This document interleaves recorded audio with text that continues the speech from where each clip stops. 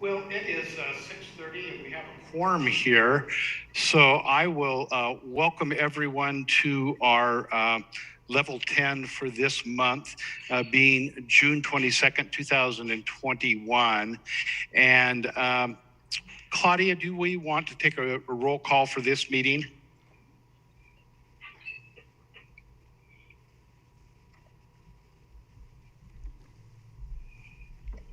Yes, Mayor, let's do a roll call. Okay. Councillor Geary. Here. Councillor Garvin. Councillor Minke. Here, just having a fight with my phone. Councillor Peralta. Here. Councillor Chenoweth. Present. Council President Drapkin. Present. And Mayor Hill. Here. Thank you, Claudia.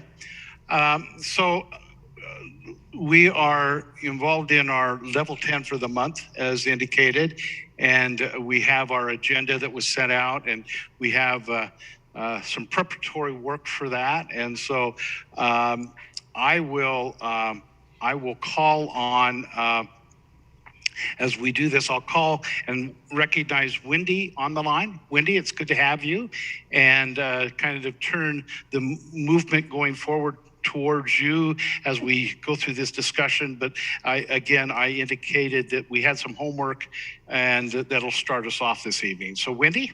Great. Thank you, Mr. Mayor. City councilors, nice to see everyone. I'm going to go ahead and share a screen so you guys can see my screen while we are talking.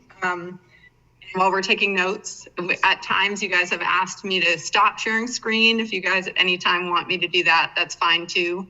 I'll go ahead and start this way so that you can see what we're talking about. So the opening question for this meeting is, counselors remember that we had a team building exercise. During that team building exercise, we had the opportunity to do some tests that showed certain personality traits, and the question is related to the results of those tests. Upon further pondering and processing the information after that team building, what was the most powerful and or surprising takeaway from completing that exercise? And what do you think would be important for city council to know about you?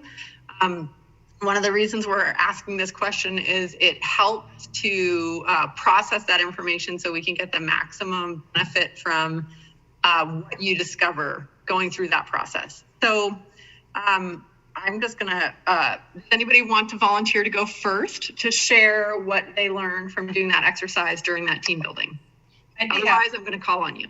I'd be happy to go first. Okay, thanks, Remy. Yeah, and please, I know I'm going to leave my screen off for now. No other reason than I didn't get my my council best on. I'm still in my work clothes, so I'll have time to switcheroo for the meeting. But so mine is actually related to the fact that I appreciated the insights generally from this program, and so I took this program to my own company, and we did it as a team as well there. And so having then done it twice and in two different settings is the reflection point that I'm bringing back here, because when I did it for my business, it was leader. I was very far in the taking my business team where I want to go. And when I did it for council, I was very much a hub. So I was very much a consensus builder, which I certainly is something that I strive for in here, not necessarily in getting us all thinking the same way, but all thinking the same way in terms of creating positive outcomes. And so I think that that's an interesting juxtaposition, and I think it says a lot. Awesome. It's so interesting. It's almost like you bring to it what is most needed in that position. And when you're thinking about it that way, that's how you answer the questions. Those are the personality traits that come out in you in that setting. Interesting. Okay, who wants to go next? I'll go ahead. Okay, I'll go ahead. Go. As I indicated with those that went through the training with us, I've done this a number of times through my employment with the bank, and this was no different. I am very analytical that's my strongest trait. Second came in that I'm methodical, and then the third was I'm helpful. I think what helped me as I was preparing for tonight to go back and understanding that you can be too much of one thing. And so analytical, I love to learn and I love to get all the facts, but many times it leads me to be slow to a decision because I'm still gathering information. And so I can slow a process down sometimes. Being methodical, if I'm too methodical, then I become too regimented or too rigid, and that it's hard to change for me just because I'm always gathering information. I need to follow it. And then the other one is both was helpful, and then the other one right next to it was supportive, and that can be a good thing, but I've got to be so careful that I'm not helpful and supportive in what I'm trying to get the team to do and not what the team wants to do. And so those are some of the nuances that I picked up in preparing for this evening. Great. He wants to do. Awesome. Thank you, Mr. Mayor. Chris, you're next on my list. Are you ready to go next? Sure. So, my takeaway from this, first off, I was also a hub. And I didn't find that terribly surprising that my personality type is looking to build consensus. I found that the three main strengths that I have are principled, loyal, and caring. And I have found that being principled that is my number one strength. It is also my number one weakness, because those principles that are my guiding principles can cause me to be rigid and hold fast and not be quick to make transitions or to move away from a position where maybe I need to. So I was not surprised by that, but it also was appreciative of the insight because of the way this process works of showing you how your strength is also your weakness. And then, of course, loyal and caring qualities both can be problems, but they are. I don't know if you guys have ever done those Facebook things where it says name test and you're supposed to pick a door. I've done a couple of those just because I bite and I'm curious. And it is consistent that loyal plays into whatever I pick, which has, that it's a great strength, but it is a weakness when you feel like somebody's violating you when you're as loyal as my personality type tends to be. That's a great takeaway. Awesome. Thank you so much, Chris. Okay, and it is a weakness. Okay, Kelly, you're the next picture on my screen. Oh, Adam's here. Yay. Okay. I was wondering if you were going to have us each talk for 15 minutes or how you were going to handle this. I'm very distinct. If you have 15 I've got 2 pages of stuff I really wanted to go into, plus a few other things. We'll have to have some fun for a drink or something. At any rate, my main personality trait is perseverance. And I have to apologize to people in a way for this one, but this was how I was raised. I mean, there wasn't a Facebook, there wasn't TED Talks back then. What there was Conant Nightingale and Earl Nightingale, Jim Rohn, and Dennis Waitley that were putting out all sorts of speaking programs. And the key thing that they said always was persistence. And my father, modeled that completely. So I am persevering. I'm very hard to turn off a certain track. And I understand completely that it makes me at times seem stubborn or very uncreative or rigid. So it's tempered somewhat because I am open to change. I can't tell you how many times over the years that I have listened to other counselors and had my mind changed by something they said. Now, it may not have necessarily changed the overall goal in my mind, but I have taken what they've said into consideration. And quite frankly, any number of you have also come into my consideration. And unless I think there's a reason why it might not work, I'm not entirely unwilling to accept your ideas. Finally, risk-taking. All of these three, I seemed very strong on, and it's kind of like they can't believe how strong I was on persistence and risk-taking, which genuinely surprised me because I don't really think of myself as being quite that rigid. But I remember taking the test and thinking, I'm just not that person. Nope, I'm more this. And so maybe there was just a cumulative impact of all of those. Risk-taking, I think, goes along with persistence. You kind of decide that the risk is worth the reward and you stick with it. And overall, in my life, I think it has been useful. I wanted to just mention this as I was thinking about it this evening. I think of all of you having these traits also, as well as myself. I've exemplified them in almost everything you do on the council. Sal, with his legislative interests and personal caring for injustice, I think he's extremely strong in this area. Remy, with her wine business and her political ambitions. Wendy with her EOS, and I think she's going to be fabulous down the road here with this. And I'm so glad that we're participating in making this happen for her. Adam, I cannot imagine listening to city council meetings for 3 years. I mean, you have exemplified persistence, and you are interested in politics, I know. Chris, I don't know how you do it in a family business. I'll be perfectly honest. It's never been something that I even considered. My husband and I we're doing a family, that's enough. It's bad. And then Zach, I know for a fact you'll probably be a mayor one of these days. You're trying hard. So, my kudos to all of you. I think you all have these traits that I have. And hopefully there's some way we can communicate between us with them and understand that, maybe we just need to sit down and talk about some things, and I'll listen to you. Maybe you'll listen to me. Awesome. That's great. Thank you so much, Kelly.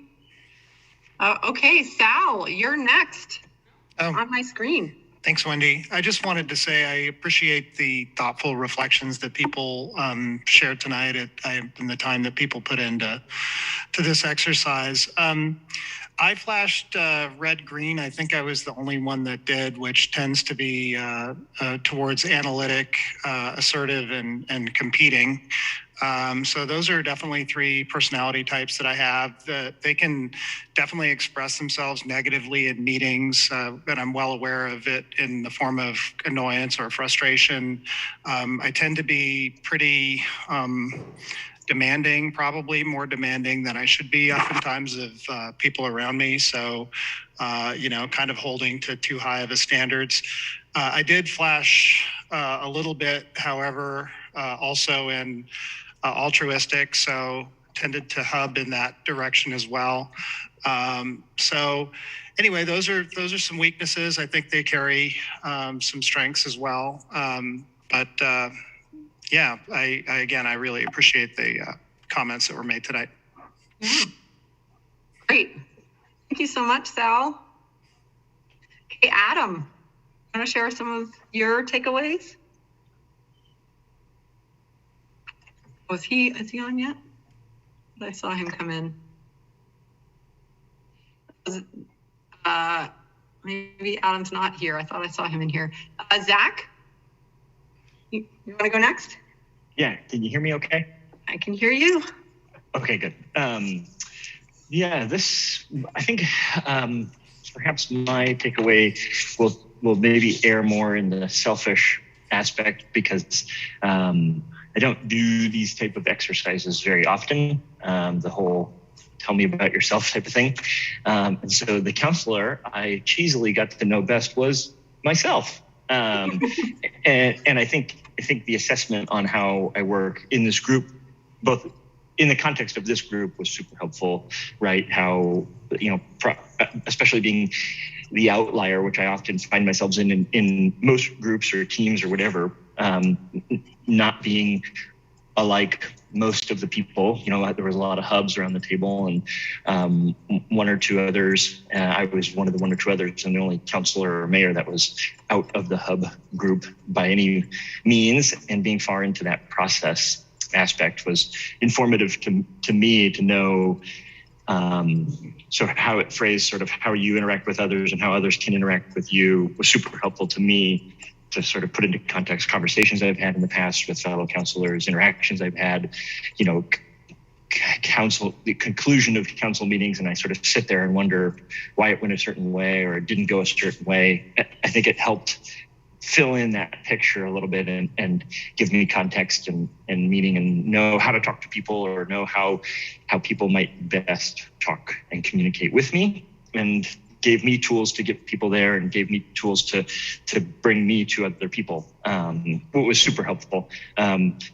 You know, I've never, like I said, never done one of these. So to know my top strengths as they are, you know, methodical, quick to act, and principled, was helpful, as well as to know, I can't remember how it phrased it, but when a push to the line become explosive. So I know don't go past the line. So I think it was just helpful for me to do this and to get that baseline and to know how you guys all work, as well as really importantly, how I work in the context of this group. So to do this continually, to sort of just track my progress to see if I'm stuck and rigid, or if I'm becoming more flexible and understanding, you know, because I could bring my skill set, but we move as a group, and to know how we need to move as a group and all work together to do our part was the most important part for me. And I feel like I got a better understanding of what my role is in the boat and what other people's roles in the boat are. So I think that was my main takeaway. Awesome. Wendy, I do see that Adam is on the line. Great. All right, great. Adam, you're up next.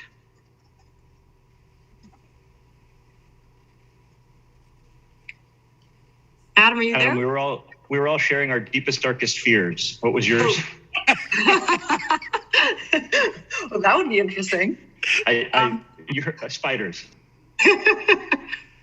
Catch you up, Adam. The question was, what was your biggest takeaway from the personality test that we did and the team building exercise? Do you think it would be helpful to share with the city council? Oh, why is my computer doing this? Ew. Hold on a second.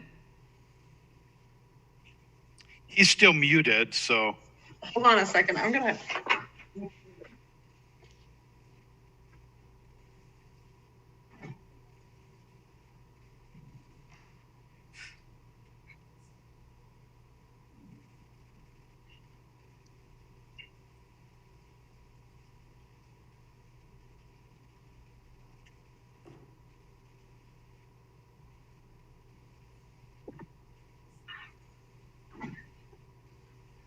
I'm so sorry about that. My son was playing with my mouse on the table downstairs. And he didn't realize it was connected, obviously. So that's why my computer was jumping around. So I apologize for that. Okay, let me get back in. Okay, so Adam, we're ready for you now. Sorry about that. When you're ready. He may be having technical difficulties. Okay. It seems like he's still on mute, so I don't know, Wendy. Okay, so I'll just go on to the next section, and when, Adam, when you're able to, just give me the high sign, and we can capture what you wanted to share with regards to your takeaways. Okay, so the next section of the level 10 meeting we'll talk about quickly is last meeting action items, and some of these are carried forward if they haven't been done yet in a previous meeting. So Claudia, I think you did share the spreadsheet of what the staff has done to focus their work around the strategic plan right after the previous meeting. Did I mark that as done?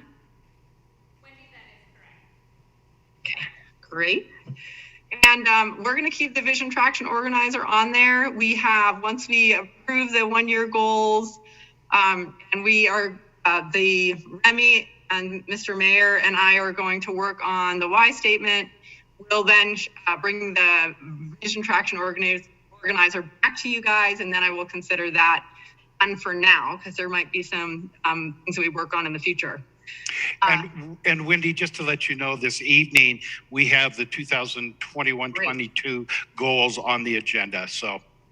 Awesome. So next level 10 meeting, will have something for you guys to look at for what they call the VTO and EOS, which helps to create high level alignment across the team. So that will be considered done once we present that to you guys and have feedback from you guys about it. And then Jeff, C is to create a strategic planning lens tool that we can, in a concise way, see whether it falls in line with the strategic plan. Any comments on that? Yes, Wendy, thanks. So we put together a draft that was similar to the tool that we used for the core services analysis, and also a little bit similar to the equity lens that we've been using in the MACPAC process. So we've got a draft that we can present to the team when it's ready. Okay, great. Draft to present to the team. And will you bring that back to present as part of a future city council meeting, or where will yes, that's correct. Okay, great. So I'll say that's done. Okay, I don't know why that's on there. Look, next one was communication with citizens, proposed mechanism for regular bite-sized updates on the strategic plan process. Jeff, that was for you. Yes, critical for us to accept those goals. And what we're really wanting to do with that is then break those down to measurable. As we've gone through that goal process, we've got to make sure, keep it simple so they're measurable, that we can report on them, and they're within our capacity to do. And so after this evening, as a leadership team, Remy and I will put some of that together that we'll bring back to the council, which will be the beginning of that scorecard that will help give direction to Jeff and also help us have timely reporting back on those aspects of the goals. And then understanding now that goals and budget are going to be on a fiscal year, then I think it's going to allow us to be much more involved in the budget process also. Yeah. Yeah, and one thing about this particular one, and some of these have been rolled over so much that we have done different things. So like, for example, we already processed the strategic plan pretty thoroughly in goal setting. Really, the goals are going to probably be the primary thing that we're going to be tracking to, like Mr. Mayor said. So Jeff, should we consider this done, considering that we're going to be tracking against goals and doing scorecard work? Yes, I think so. Yeah, Can I make a comment on that, please? Sure. Yep. Thank you.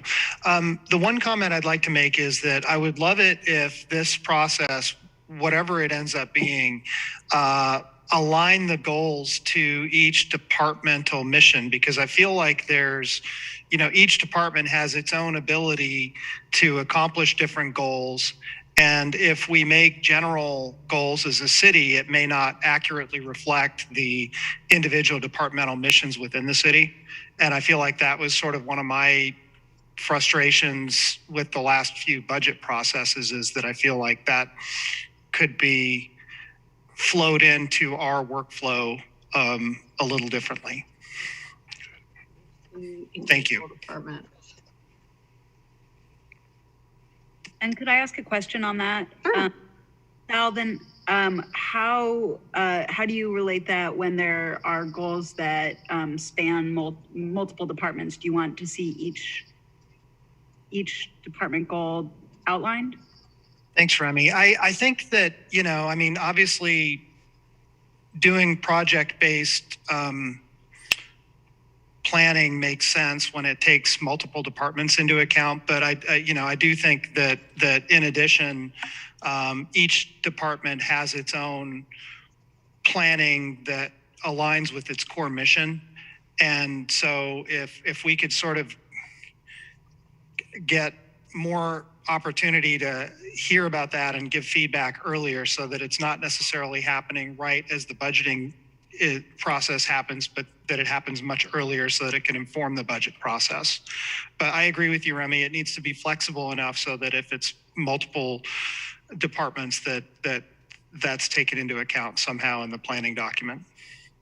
Yeah.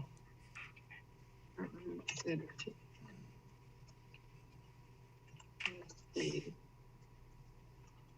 this is important dialogue around the goal that we have about restructuring goal setting for the next year. So that's great feedback. Thank you, guys. Okay, Kylie, we had a dashboard on, or maybe Jeff, I'm not sure. I don't see if, I'm not sure if Kylie's here, but maybe Jeff, you can update us on this if she's not. A dashboard on our website to show accomplishments. And last time we talked about this as being something that we might back burner or we might wait for, determine budgets for any tools that would be needed. But we can talk about if we want to move this off of this action item, if it's something that we're not planning on taking an action item on right now, just for fiscal reasons. And I think that makes sense, Wendy. And I know that there's been some initial work to look at some technical tools that would help us do that. Yeah, fiscal ability. Because it seems like you guys did the preliminary work on that already, so that part would be done. Okay, and we're going to say move this off as well. The above. And I'll just say done, actually, because you guys already did that. You just moving to the next step with the question. And then MacTown 2032, this is done. A searchable part was the only reason I kept it on. Do you want to consider this done, Jeff and Scott? You had one thing in your update last time that indicated that there was still a little bit more work to do on making the MacTown easily searchable on the website. I think we'll continue to work on that one piece of it, but the rest of it's done, correct? Okay. Just working on the searchable aspect. Okay, great. Okay, thank you, everybody. So the next part we're going to go into is the IDS. And if you guys remember, IDS stands for Identify, Discuss, and Solve. In our last meeting, we took an IDS and we identified a number of issues out of that. So we took one of the issues that we're going to talk about tonight out of that previous IDS. And one of the, a couple of people had asked me about wanting a little bit more clarification about the how the level 10 work is different from what happens on the dais in your main work. And so I know I've talked a lot with the advisory team about this. I probably haven't talked enough with you guys as a council about it in these meetings. So really one of the things, primary thing we're focusing on in the level 10 is what we would call organizational development work. And so that would be work that would basically build the machine, build the mechanisms that we use in what you do on the dais is output work. So that's what your constituents have voted you in to do. And what we're doing in the level 10 is we're making ourselves as individuals and as a team stronger, be more effective at doing that output work. So that would look like how we interact as a team, how we communicate, what processes we have in place, how we hold ourselves accountable, how we track. The most important things are us to be focusing on internally so that we're strong, where we will see the results of this work on the dais. So in that, as you become stronger as a team, then you become more effective at doing the main part of your job, which is the output work of making the decisions, providing leadership for the city. So does anybody have any questions about that difference between what we're doing in the level 10 and what happens with you guys in your regular meetings and in work sessions? No? Okay. I see at least one person saying no. I'm going to assume everybody else is good too. Okay, great. And I left this in here because one of the first things that we're working on and focusing on is developing our ability to, as a team. A primary goal outcome that we're looking at achieving through this work is to achieve mastery and excellence in local governance. And a way that we get there is to have an optimally functioning team. This is from Patrick Lencioni. This is one of the things we'll be practicing as we go through this process: building trust, mastering conflict, and So conflict is not high emotions, that we can all have different opinions and we can come to conclusion. We can hear everybody. We can come to a better decision if we're able to hear everybody, even when there's really different, we call it high topic tension, really different ideas. Achieving commitment, so everybody's at the table wanting to do the work. Embracing accountability, so we want to hold ourselves and each other accountable, and focusing on results. So we're going to be working on that quite a bit as we go through. And this is a way to practice that habit of being able to do these things. Okay, so now we're down to practicing that. So this IDS that we came up with was one of the two that we identified in the last level 10 meeting, was the lack of a shared and universally practiced working agreement or code of conduct. And I included some of the detail notes in there just to jog your memory, just the cliff notes that I had in those meeting notes. And that was a lack of shared code of conduct. We need to work on modeling respectful communication as city councilors. And Zach had commented that the only thing that is also in the fringe of being a real issue, and I'm not sure if it is solvable under this group, is the treatment of staff was rude and disrespectful. I don't know how you solve flagrant disrespect. So also would be a part of an agreed upon code of conduct. Everybody feels comfortable abiding by, and that everybody's willing to hold each other accountable to. And then Scott said, I don't want to expand that second one. In times past, we've not been respectful of counselors. And Chris felt that, and this probably is misplaced, he felt that some of those issues weren't capturing all of what he was concerned about. We'll talk about that at another time. But, so with regards to this lack of shared and universally practiced working agreement code of conduct, I did put in what we have currently for a code of conduct. You guys had it in your packets as well. What I'd like to talk about before we get into the meat of a code of conduct that's already existing, I'd like to talk about why we have a why is this an issue? This is the identified issue. Why is this an issue? What are we seeing that makes us think that this is an issue for this body? Any thoughts on that? Like, what have we seen that has created problems? Why would this be an issue that if we don't have it? And why do we know we don't have it? Kelly? I think actually Scott said it probably the best. We've not been respectful as counselors to each other at times. I know that I have not always, and I apologize, but I think it's a huge thing. I mean, we all come from, I'm like probably at least 15 years older than almost everybody here, except maybe Scott, senior mayor.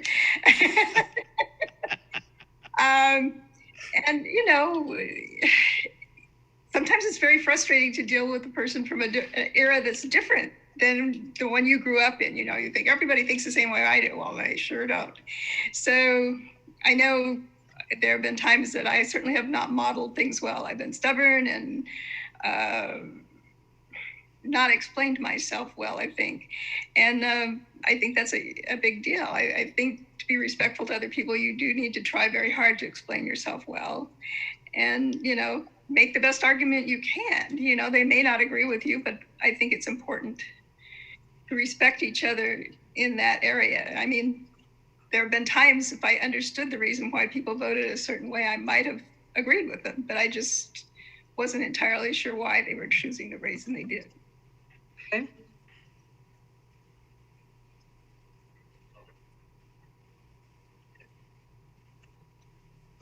Okay, so what other thoughts? So it sounds like one aspect is Kelly specifically focused on a lack of respect that she feels will keep us from working well together.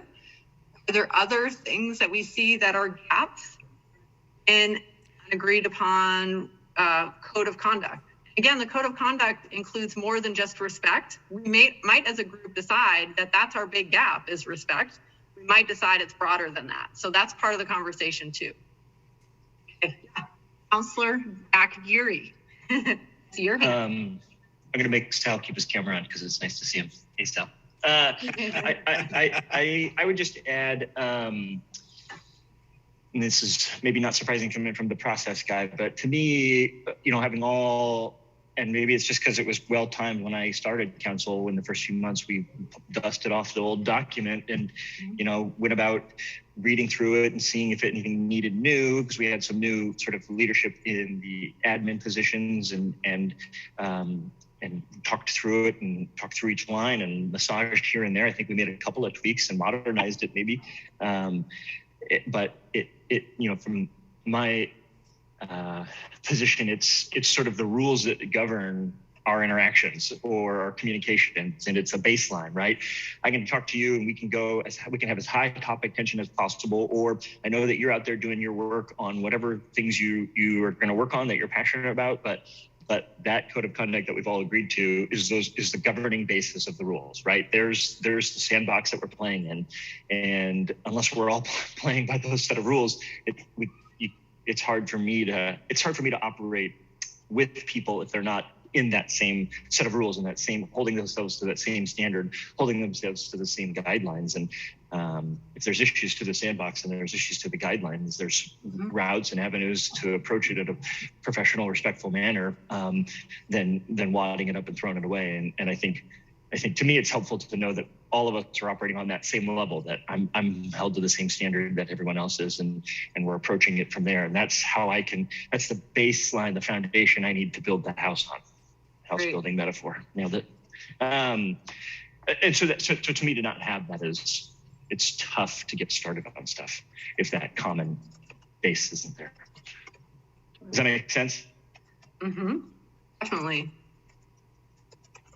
Common basis isn't there. Great. Okay. So other thoughts on that. So a comment on what Zach said. So there are different levels of this conversation. One is, do we agree that what Zach says, he strongly agrees that we need to agree on a set of operating principles.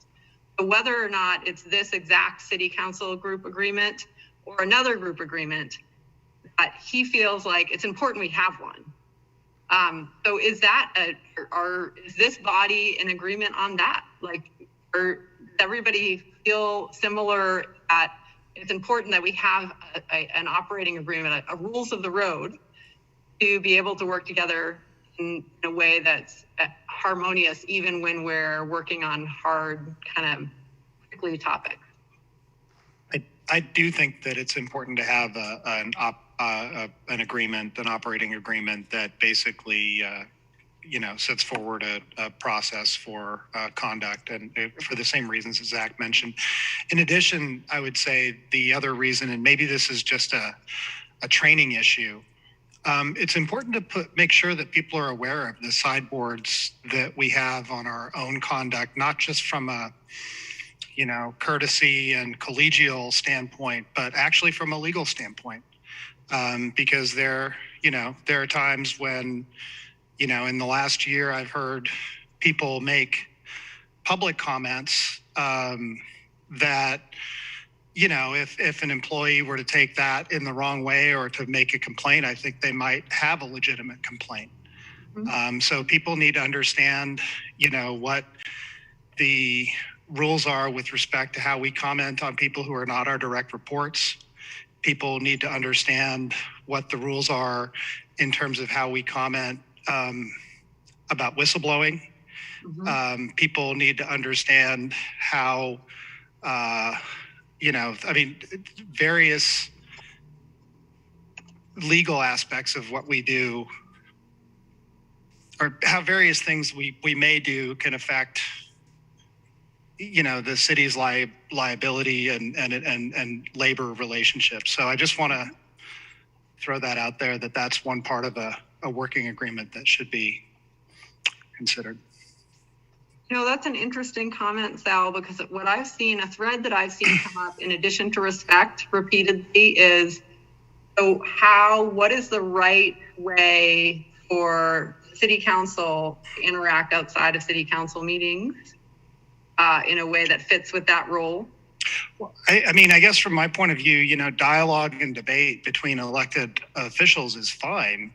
But again, you know, we're limited in terms of comments that we can and should be making about staff that don't report to us directly, comments that we make about staff who might be in a whistleblowing situation and situations where we might create a legally hostile work environment. So, you know, that's, for me, that's sort of top of mind. Okay. Great.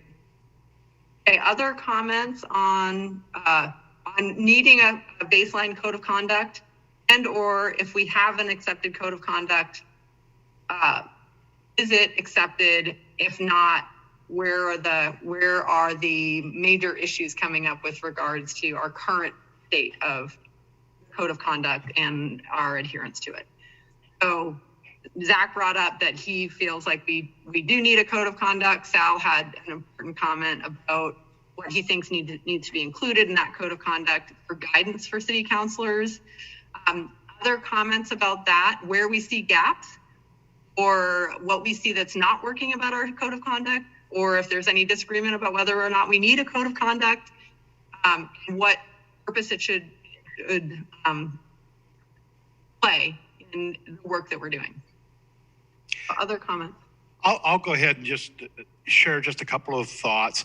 You know, I look at city council as a group or a body that is in this for a long time, not us individually. So I don't want to point to anybody and say this or this or this, but you know, we've had a code of conduct for years and years and years that helps us stay the course. I'd hate to see, well, in today's environment, I think we're going to see more turnover on the council just because there's more activity, there's more passion, there's more of a feel that we need to have a say in how we live in our communities.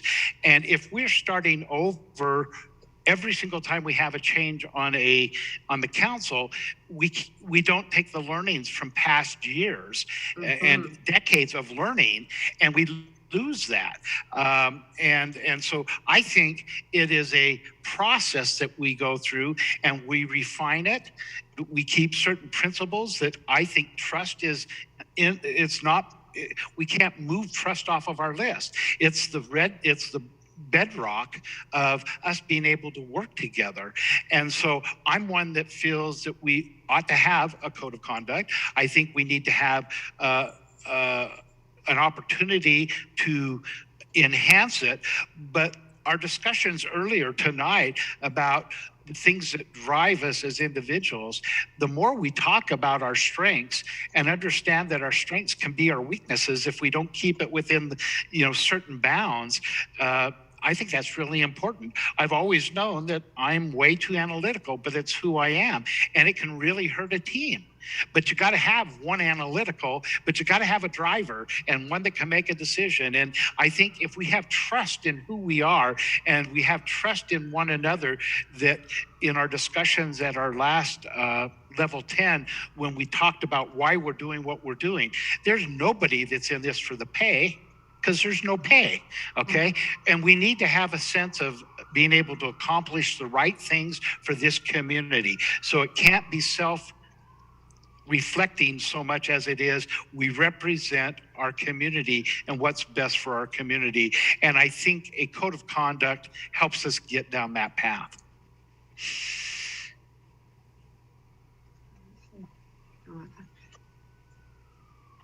So I'm hearing general agreement in the need for a code of conduct. So it doesn't seem like unless somebody wants to speak up now, it doesn't seem like there's a disagreement about whether we should have one or not.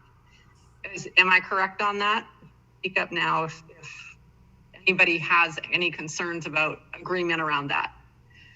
Okay, I'd like to say something. Sure. Go for it, Chris. Just to get it on the record. So I'm absolutely in agreement that we need a code of conduct. I have absolutely no problem with the concept. I think what everybody is saying is pretty much just basic human decency. I mean, that's how we should behave. We should be treating each other with respect. There should be a bedrock foundation of understanding and trust that we have with each other. And you know, with almost no exception, when I read through the existing code of conduct, that's how I try to live my life. So, you know, there's just, to me, this is like talking about whether we should breathe or not. Yep. Of course we need to breathe. That's not the problem. Okay. The problem that I think comes to play is in how we apply the code of conduct to ourselves, the requirements we put on ourselves, as opposed to what we are trying to put on the others in this group. And, you know, case in point, as I go through this code of conduct, in the short time that I've been here, with the exception of 2 counselors, every one of the council members have violated this agreement. Mm-hmm. And so if we're going to, that was my issue with signing this, and why I didn't sign on to it to begin with, because I feel very strongly, it's one of my principles, and, you know, I would go back to my principles where I'm not bending. I feel very strongly that if I'm going to put my name to a piece of paper, I'm going to do exactly what that piece of paper says. I'm not going to sign my name to something because it sounds good, but not actually do it. And what I have seen has been a consistent, well, not a consistent, that's not fair, but I have seen that has happened. So yes, I think we need to have a code of conduct. I think it has to be one we all agree that we're actually going to follow. And, you know, I think that code of conduct, quite frankly, ought to include the one employee that we are tasked to oversee. Okay.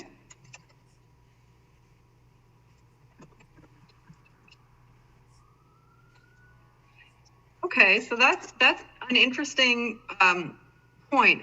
Let's talk about that a little bit. So, do we think that we're in a pretty strong agreement that a code of conduct is something that is important that we have in order for us to operate well?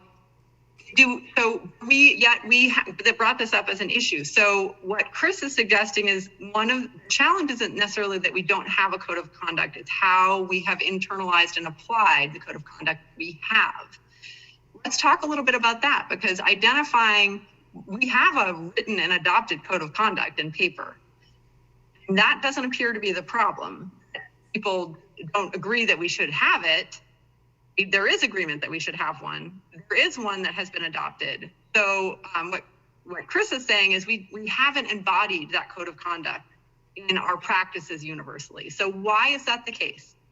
What is happening with regards to our current utilization of the current code of conduct that is keeping it from playing that role of being a cohesive guiding document for us? Do we not agree with what it says? Have we not used it as a tool have we not internalized what it says? There are certain ones that are challenging for us to do in reality that sounded good when we put them on there. What is it that we see? What is the rub with the internalization of the current code of conduct? I guess I would say just, put the statement up to evaluation. I mean, I would say that for the most part, people do follow the code of conduct. Occasionally it doesn't get followed in moments of frustration. People are human. And I've certainly acknowledged that I get frustrated oftentimes in these conversations. And the thing that kind of tends to frustrate me the most is when I feel like I'm being misled, or I feel like I'm, when someone is being inflexible in a way that kind of fails to recognize their own culpability in an issue. And I guess if, just in terms of putting, these kinds of things on the table, I really feel, Chris, that when you sent the letter that you did to the chamber, that's not something that I think anybody else in the group would have done. I wouldn't have done it. I've never sent a letter like that about anybody in the group. Nobody else, I don't think, would have done that. And I don't think you felt like there was a problem in having sent it. It very much frustrated me that your main concern was that what you were saying about the rest of us was made public. And that you were willing to, like, if you had the power, you made it clear that you would have had the city manager fired for doing something like that. Or you think you said if it was someone in your employment, you would have fired that person. And, you know, I don't know if it's a training issue but there's no separation between us and council business. You know, you don't speak about city council as something other than a member of city council. It's just not possible. Both as a matter of law, in terms of just how the public record stuff works. So for me, that was a really big problem. And I guess I should also acknowledge, you know, for me, I also had a lot of significant trust issues in general with you that I will work on moving past myself. But in general, something that has worked for me over the years is when, you know, I catch people in a, you know, let's just say not being fair, I just tend to cut those people off. It's just easier for me. And so that's something in myself that I need to work on. But again, I think that fully covers for me what the frustrations are. But I would again, you know, just because someone feels something to be true doesn't necessarily mean that it's true.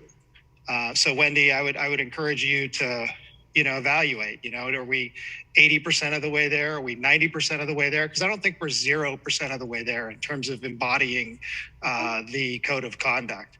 So I guess those are all my comments. Thank you. That's a great. Oh, here we go. Adam is in the waiting room. Yay, Adam. That's great. So what Sal's last suggestion, what if we go through and we talk about areas that we think we're good. In general, we feel like there's not a problem, not an issue here. And we can identify the ones that we feel like this is a sticking point here. Let's talk about why there's a sticking point. Well, first, can I say something to of course, yeah. Go ahead, Chris. So I appreciate your candor, Sal, and I appreciate the way that you presented that. I just want to make that statement. Secondarily, I'm not saying we're at zero. I'm saying that there was literally one of the code of conducts that I have that caused me to say I'm not willing to sign on to this. Mm-hmm. And my point is that not necessarily trying to be negative to you or to anybody else, because I really work hard in meetings not to make this personal, because I don't think that's productive. But my point was that I had one code of conduct that prevented me, and I'm seeing others are violating codes of conduct. And I think it's because, frankly, and I didn't say this in my first statement, but I think it's because it's too long. Okay. And the word you used it's not being internalized. Mm-hmm. But as a classic example, rule number 7, if I have a concern or issue with another council member or mayor, I will go to that person first. That is not being followed. And that's just not, you can't, it's inarguable. I don't mean that as a negative to anybody. I don't mean that as a put down to anybody. I'm just saying we all have, it's easy to say we really want this, but the reality is we're all going to struggle at some level to apply it. Maybe that's a better way to So put it. true. Thank you so much, Chris. That's a great takeaway. And I highlighted number 7. I want to go back to that, but Remy has her hand raised. So Remy, go ahead. Thank you. I actually just was going to acknowledge the kind of positive open dialogue that happened, and I think it's a good jumping off point to move into the next section. Yeah, great. So the next thing I was hoping to be able to do then is if we are, Chris, you might be able to lead us off on this, and other counselors, instead of me reading through them, can we identify which ones we think are problematic for us that we might want to focus on? We will not have time to focus on all of them, but if we identify ones that we feel we're not functioning on all cylinders on these particular ones, and we can then talk about why we think that's the case. I did capture that possibly one thing we might want to look at is simplifying the language. And that's a great takeaway, that if you really want to embody something and use it as a tool, we probably need to refine the words that are used and have it something that we have as part of our organizational habits that we refer back to and we use as a tool to hold ourselves and each other accountable on a regular basis, not just look at it once a year or on a less frequent basis. Chris, which one was it that you were concerned about when you mentioned that you were concerned about one not signing it, if you don't mind sharing? Sure, it's Okay. rule number 1. Okay. And my concern was and maybe I'm misreading it or misunderstanding it, but it comes off to me, and in conversation I've had with another counselor earlier, they did not take it the same way I took it. But it comes off to me as almost a gag order on counselors. And I don't feel like, in some areas, Sal and I absolutely agree. And one of those areas is the need for open dialogue, not only here, but with our constituents. And I feel like this limits that dialogue. And I didn't want to sign on to something that I knew would put me in a position that I might violate it, not out of an intent to hurt anybody. I mean, I understand the point of this is we don't want to hurt anybody. And in fact, it's this very thing that many felt like I violated in that email. And I get that, okay? My intent is never to hurt a single person, and that anybody gets hurt by anything I do. Number 3 on my qualities list is caring. That's just not who I am. That's not what I'm trying to do. And I feel bad when that happens. My way is to pick up the phone and call somebody when that happens and say, hey, what did I do? I'm sorry. This feels like a gag order, the way this is written. It's saying, if you disagree with us, you must keep it here. Don't go anywhere else with it. And we can only deal with it here. And that's how I read this. I won't, as an elected official, I don't think that's our role. Okay.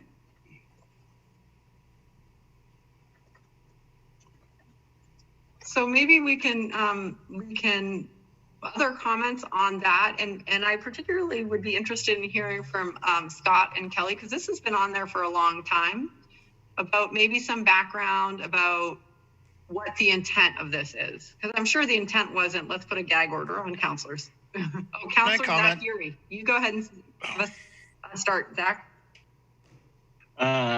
Thanks. Just jump in with my perspective and experience on number 1. And then I think I heard Sal want to jump in, but I would love to hear Mayor and Councilor Menke weigh in on their long-term discussions on this. But if it weren't for routine contracts awarding paving projects, I'd have probably lost more votes than I've been a part of the winning calculus of votes in my 2 years, in 2.5 years. And I'm fine. I have found no issue exercising number 1. And I read the discretion really is in, I will exercise my convictions without personalizing the issue. And I talk and discuss things and have had conversations around why I had my position, and I've maintained those positions and voted no on things with my convictions, and has not been personal. I'm happy to talk to people about it. And I think that's part of the healthy way we move forward on things. I know Kelly and I have talked a lot about things and reasons why I've voted no, and I'm trying to be better at explaining those things. And once the decision is made, that's the will and the way of the council, and we move forward. And I don't feel like I'm verboten to talk about it. I think there's a difference between seeking and fomenting disorder versus having healthy dialogue to explain and exercise my convictions without personalizing the issue. So I feel like I've had lots of experience with number one, and happy to admit I'm a flawed person, and if I've gone over on what other people interpret number one to be, I'd love to have that conversation. I don't know if this is the time or place, but that's kind of my experiences and thoughts with number one, and having been on many no votes and on the no end of many no votes, and having council go in a different direction than where I voted and what I thought passionately or mildly about. So Great. Kelly? I have to give kudos to Zach because he's absolutely right. I mean, he will vote no, and then he'll be cool about it. And yeah, what can I say?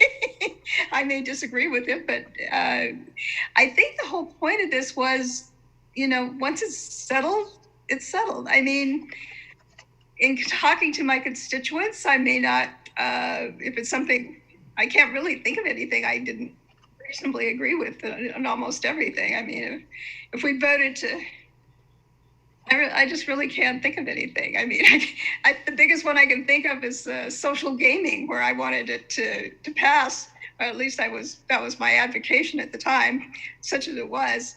And they were right. It just didn't matter. So it's just walking away from it and saying, I had an argument. I felt my argument was valid, but the majority ruled, and accept it. Yeah. If Sal wants to go, go ahead, Sal, because I know your hand was up, and then I'll give some historical to some of that. Thanks, Mayor. You can cap it.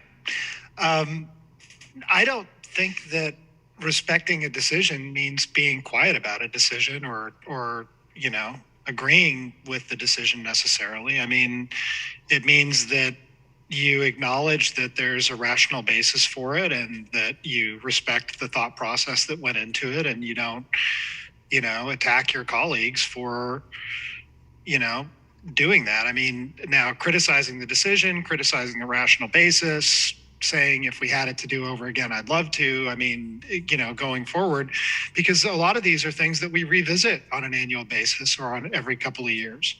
And if you don't have the votes to pass something one year, it doesn't mean that you can't work towards that in the future, but it does mean that you're not going to personalize it to people. And that's how I see it anyway. I don't think it's necessarily silence.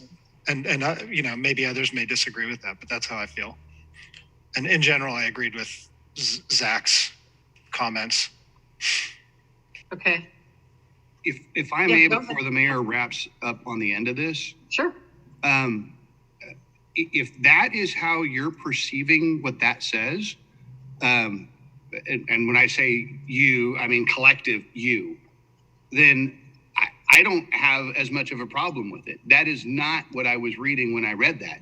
Specifically, what Sal just said was specifically what I felt like was verboten in the way it was written. So if all of you agree that Sal's take is what that's saying, then that takes care of my concern. Okay. I totally agree with Zach, with Sal and Zach. I think they've said it well. So let me just kind of put a little bit of a wrap, and Kelly could do this as easily as I can because we've been on council for the same amount of time. My understanding of that number one is exactly, we have healthy, good, passionate dialogue as a council. and we try to bring our points, and then we vote. Now, for a counselor to go out and actively work against that, I mean, really actively go out and work against that and be demeaning to the council for the decision is, I think, the piece that we don't want to have happen. But I can tell you, I've seen that happen in times past, to a point where two counselors want to do something, they don't get agreement, then they go out and they try very hard to come back and discredit the council for the decision that was made. And that was disrespectful. And then they're bringing it back to the council every month until they feel like they can get it across. It wastes time, it wastes efforts, and it doesn't let us be seen as a unified body. And when I talk about unified, I'm talking about we speak as a council as a whole, and we each have different ideas and approaches. There have been many times where a topic we voted on and new information came to the table. We brought it back and the council went a different way at a later time. But it was a process that the council says, yes, I want to go back to it because of additional information. And so I can agree with, what has been said. I think we don't read too much into it. And then lastly, I think Chris brings a great point up, is that this is a code of conduct that is owned by the council. It doesn't fall on any one of us. We as a body need to say we're getting astray from our code of conduct. Any member of the council has the ability to raise a hand and say, we're getting away from the code of conduct. It's not the mayor or just the council president. We each have ownership to this process. And I think as we have more trust, and if we have more feeling that we're all doing it for the right reason, we can have that raising of the hand and say, I see that as a departure from code of conduct. And I think we could, as a group, make a determination and then move past that. So those are just some thoughts. Sal, I see your hands up. Yeah, go ahead, Sal. Sorry about that. I don't mean to over discuss this, No, but I did just want to say, I feel like, for example, fire funding is an example where there hasn't been unanimity on the council, at least in terms of the pace with which it's come forward. And I think that that's resulted in further dialogue and conversation and sort of internal pressures to move that forward, and a better understanding on the part of people who, like myself, who have been one of the ones that has been encouraging of that. But I think we were able to have that without undermining each other. So, I think that's an example of a case where we've brought something back a few times over a period of years where we didn't really have a resolution. And it wasn't really personalized, and yet we were still able to move the overall conversation forward. That's great. Great example, Sal. Yeah, that's a great example. And one of the ways to a point that has been brought up about, and Chris mentioned this too, the way you internalize words on a page is by practicing it and questioning it. So I would say what Scott said, and what, the fact that this has been brought up and it was questioned is not a negative thing. It's part of how it becomes embodied by a group. Because as you practice it, you see different facets of it. Like, this is really hard to abide by. And where is this in a gray area? So I see that maybe like more really trying to vet out and keep in mind what these code of conduct says, and holding each other accountable so we can have conversations to say, well, this was my intention. Another counselor feels like this is a violation of this, so let's talk about that, right? Because that's really how it becomes embodied. To really know it and how you make decisions and how you function as a body, it needs to be tested. So any other comments on this first one? It sounds like generally we feel like it's a good one based on Sal's interpretation, and Chris no longer had concerns about this one in particular. Any other concerns about this one in particular? Okay. So any actions that we want to take with regards to this one before we move on to a different one that somebody might say we are not at 100%, or we might have an issue to discuss. Okay. I got a question. Sure. And I just want you to answer it, Wendy. Sure. When you read the word without the words, can you scroll up so I can see it? Yes, of course. I'm sorry. Oh, Please, okay. and thank you. When you read the words without personalizing, what does that mean to you? Me? Yes. So without personalizing, I would say that actually you're one that really focuses on that.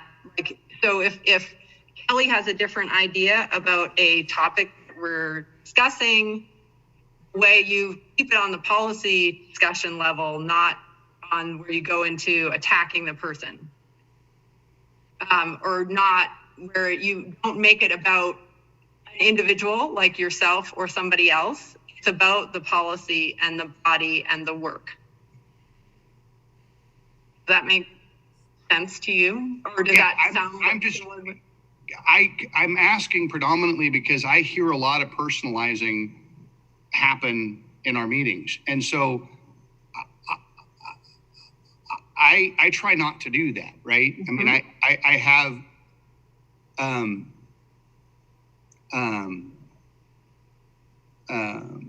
I have done it with one particular person, and have been called on it now twice. But in general, and I tried to address that based specifically on policy and behavior, not based on personality or who they are as a person. Mm-hmm. So I'm just trying to understand, because I think that's very important. I think that's key to respect. The way you respect is you don't take things to a personal level, and you stay on the policy. And I want to make sure I'm understanding that's what's intended by this. Oops. I'm gonna note that. Hold on a second here. So let's, does any other counselor have comments on this? So this might be something that we talk about. So the concern is whether or not we are, actively embodying this portion of this without personalizing the issue.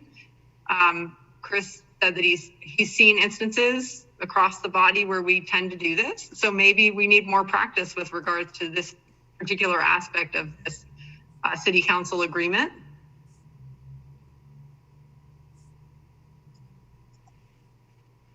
Cross council.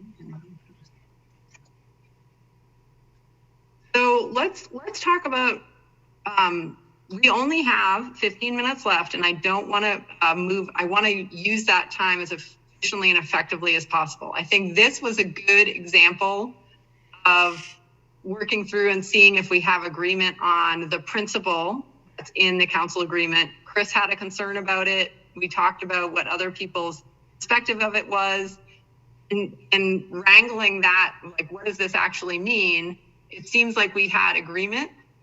And I think what Chris is pointing out here is, while we may have agreement, we may not have internalized this this particular one and at times.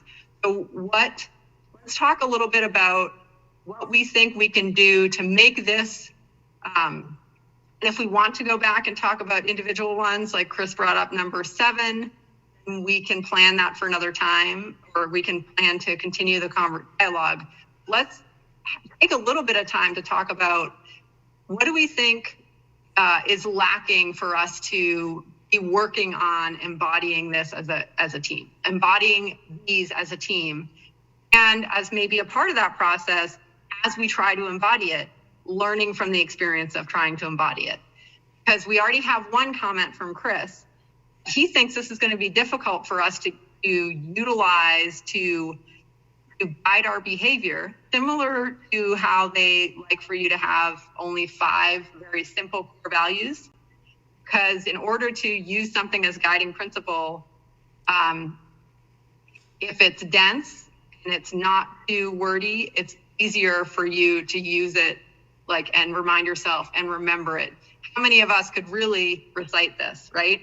Yeah. Okay, go ahead, Kelly. Any thoughts on that? I always believe that keeping it simple is a good idea. And I must admit 14 points is a heck of a lot of points. Okay. So maybe calling the list. I think kind of say the same thing. It's just, when everybody was sitting down and working on it, they'd come up with something, that sounds good. And I'd just put another one down. Because I've been through this discussion with a number of different councils, and, everybody wants to add something or wants to have a part of it, there is a fair amount of crossover in this. And I don't know what to suggest unless you go through it and say, well, that one's pretty much like this one, and we could take one of them out or something like that. And I don't know that conversation that we necessarily want to do tonight. No, we can't. We don't have time to do that tonight, but we will want to put action items down about what we think the next step is. Again, our end goal is we agree we want a council agreement. In order for it to be useful, we have to agree on what's in the council agreement, and we have to have actions in place to embody that agreement and hold ourselves accountable. No, I think it should be internally. I really do. And if it takes another meeting, I guess maybe it's worth it. Okay. Adam, I saw your hand up. Do you want to jump in and make a comment? Adam.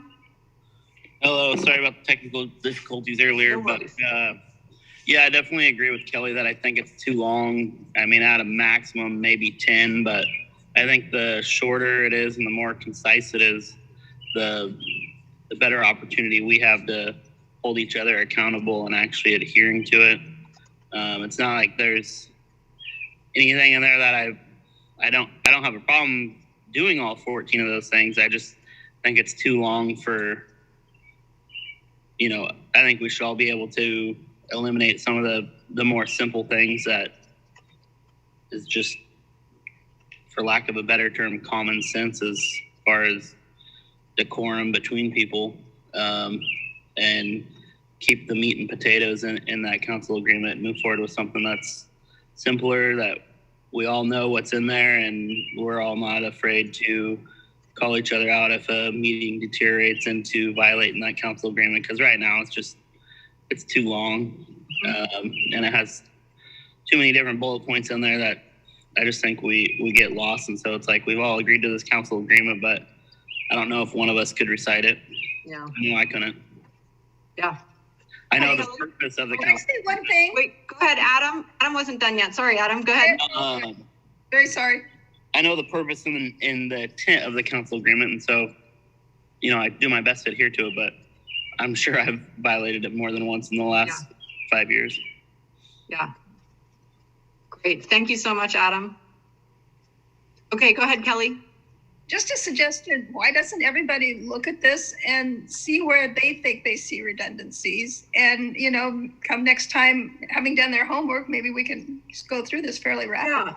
I like that as a solution, because I feel like we've gotten great agreement around the fact that we need one. We've gotten, we had a really nice discussion around one in particular where we see that we have different. And I think the next step is, if we really simplify it, we can talk about now, how do we embody it, right? Which includes having it be a habit, right? It's not just a piece of paper. It's not something that we just sign on once and we don't look at again. So was everybody in agreement that we can have this, can use the level 10 meeting to do the next exercise, which will be calling this list. I'll have homework for you guys to do beforehand to prepare you for it. And then we will reduce the size of the list to make it more dense and as a tool that we can use to internalize, to guide our behavior. And then we will also address how we're going to internalize that. So we'll have action items coming out of that meeting about how we're going to hold ourselves accountable going forward using that agreement. And then Zach says no. Okay. Hold on. Chris. Sorry, I didn't. Zach said no. I didn't say no. I was checking my wristwatch was making some weird noise. My new watch was going crazy. Sorry, I was not saying no. I was baffled at that. And then Wendy, one piece that I've heard a number of times this evening, and that is for us as a council to take ownership in calling people out at the time that an individual thinks that we've gone outside of the parameters. And then as a council talking about it and coming up as a group as if that is outside the parameters, that's great learning if we do it. If we don't bring it up immediately, then it gets put and a lot of emotion gets brought into it. I think if somebody feels that we're outside of the parameters of the new refined council agreement, let's talk about it right there and get a sense from the council whether that's an example of being outside or within the parameters. I think then it can keep our discussion where we need to be going on that particular topic. Yes, agreed. So we should have that as part of the dialogue, come into agreement about what happens when we see something that is going outside of the agreement, how we hold each other accountable, and make sure we're in agreement about that. So when it happens, we're prepared, right? And we've agreed how we're going to do it. I like that. So Councillor Chenoweth, you've been very patient. Thank you. Two things. Okay. First, that goes against my grain completely. Okay. In all honesty, it is not my way. Calling out in this meeting that we have had for people that have violated this is more than I would normally do. Yeah. I just don't do that. That's not my nature. I'll call, even in social networking, I'm more defensive than aggressive. So I respond. I don't initiate. And that would be my way with this. It's going to be, I'm just being transparent. You want us to be transparent. I'm just being transparent. I will have an incredibly difficult time calling out anybody because I feel like every person on here has a reputation. They have a name in this community. They have a lot of us are business owners. We have livelihoods attached to what we do.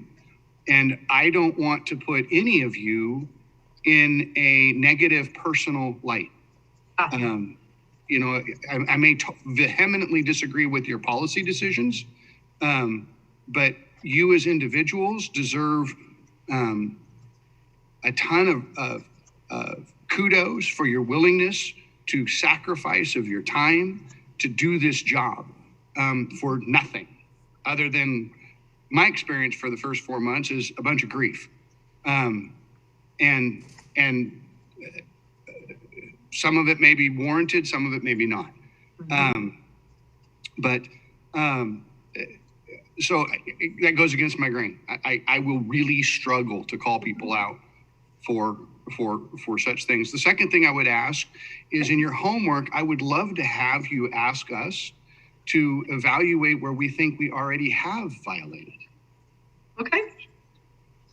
Love to have you ask where you think we already have violated. Because I think that's the real way to do this is each one of us holds ourselves accountable. Yeah. If we're not willing to hold ourselves accountable, which comes back to why I wouldn't sign it. If I'm not willing to hold myself accountable to what's on that list, then what good is the list? Yeah.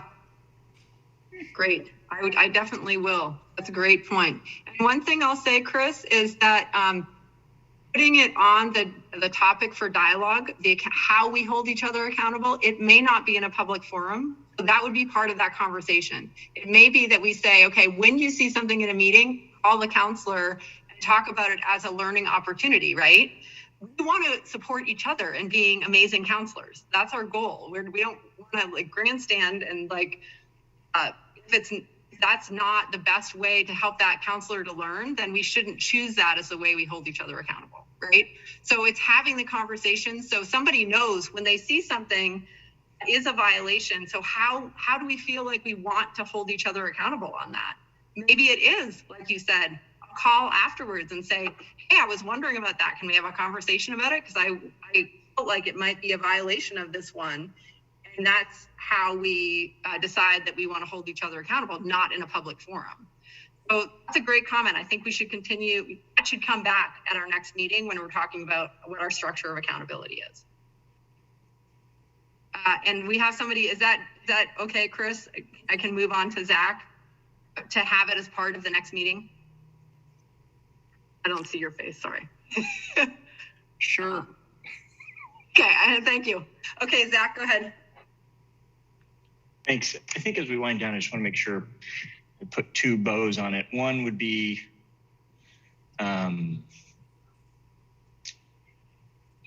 to say, I think the work we're going to put in on this document is really good.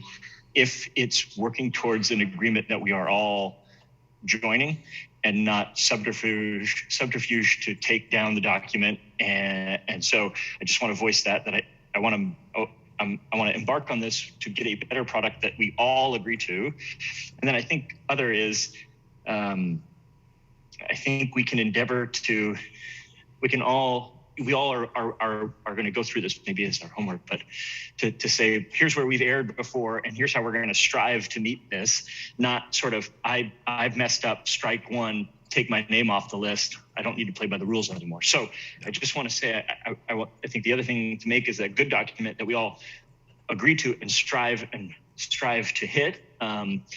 Lack of perfection doesn't mean we shouldn't try. So Absolutely. I think I just want to point that out.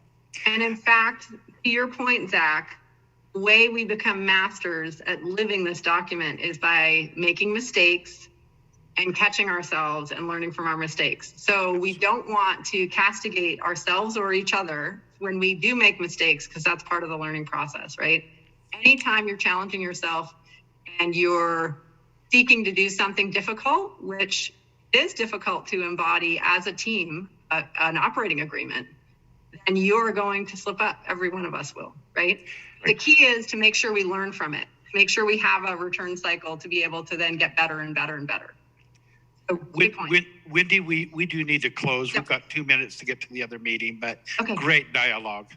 Okay, great. So I have the solutions to next level 10. We'll have preparation, and we're going to skip next meeting. We're going to do for the first time, we're going to do rating the meeting. So just be prepared for that on a scale of 1 to 10, how you think the meeting went. So we'll start that on the next meeting. All right. Thank you. Thanks, Wendy. Okay. Take care. Bye, everybody. Have a great meeting.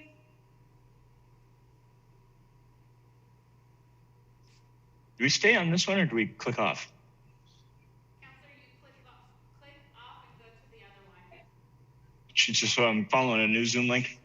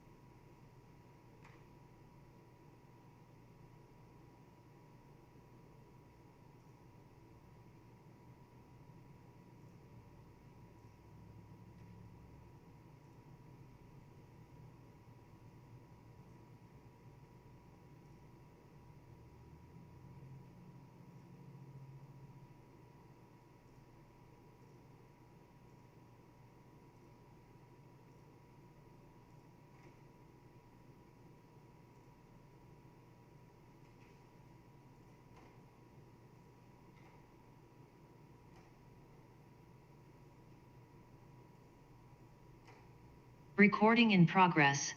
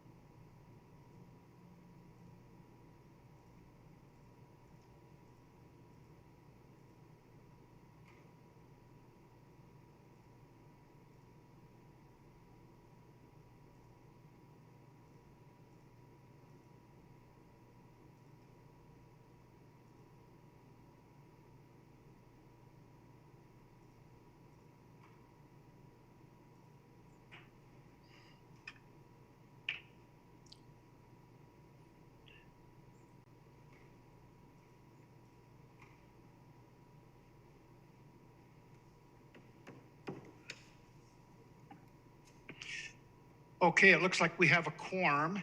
It is 8:02, and so I would like to call to order this evening, June 22nd, 2021, the City Council meeting, and have Claudia do a roll call of the council.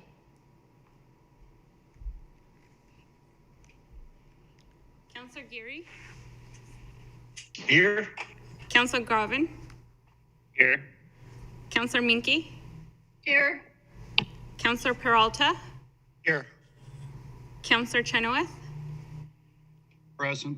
Council President Drabkin, Here. and Mayor Hill. Here. Thank you, Claudia. Adam, could I call on you to lead us in the Pledge of Allegiance this evening?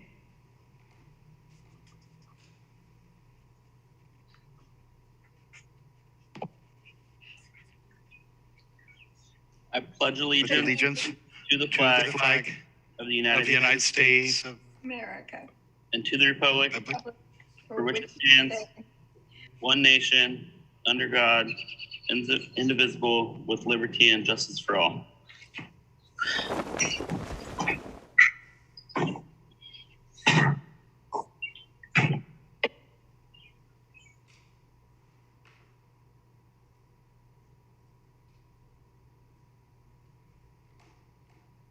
We can't hear you, Mayor. You're muted. There we go. Excuse me. The next item on our agenda this evening is comments from our citizens. Anyone in the audience that would like to address the council may do so. You can speak on any topic other than a topic in litigation, a quasi-judicial land use matter, or matter scheduled for public hearing at some future date. We limit those comments to 3 minutes per person.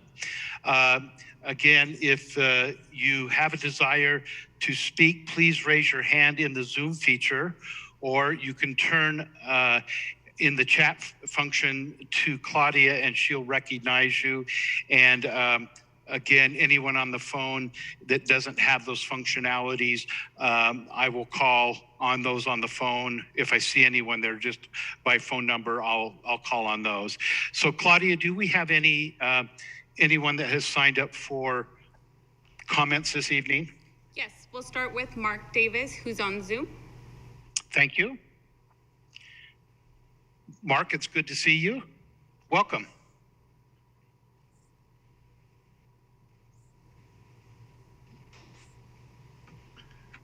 Thank you, Mr. Mayor, members of the council.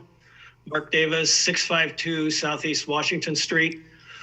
I'd like to comment about your joint session with the Water and Light Commission held a couple weeks ago.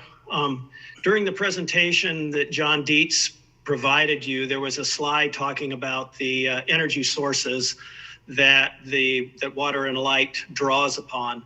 And in that slide, it was talking about renewable energy, that 96% of the power Water and Light gets is renewable energy. 86% of it is hydro and 10% is nuclear energy. And I just want to state for the record that nuclear energy is not renewable energy.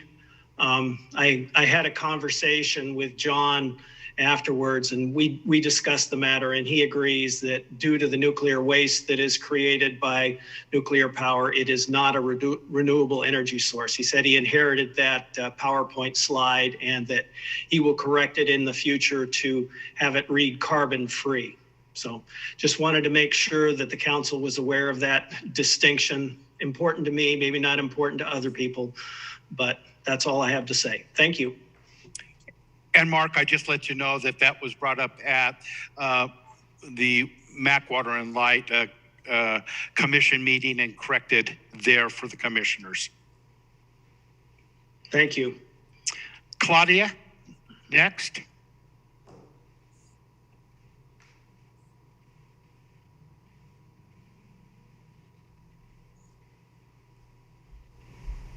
Next, we have Tynan Pierce, who's on Zoom.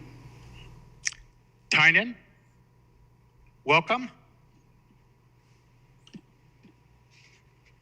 Hello, everyone. Can you hear me? Yes. Go ahead. All right. Thank you for your time tonight, and thank you for the response from staff to answering some of my questions that I had sent over in regards to the budget. So my comments tonight are mostly about the budget.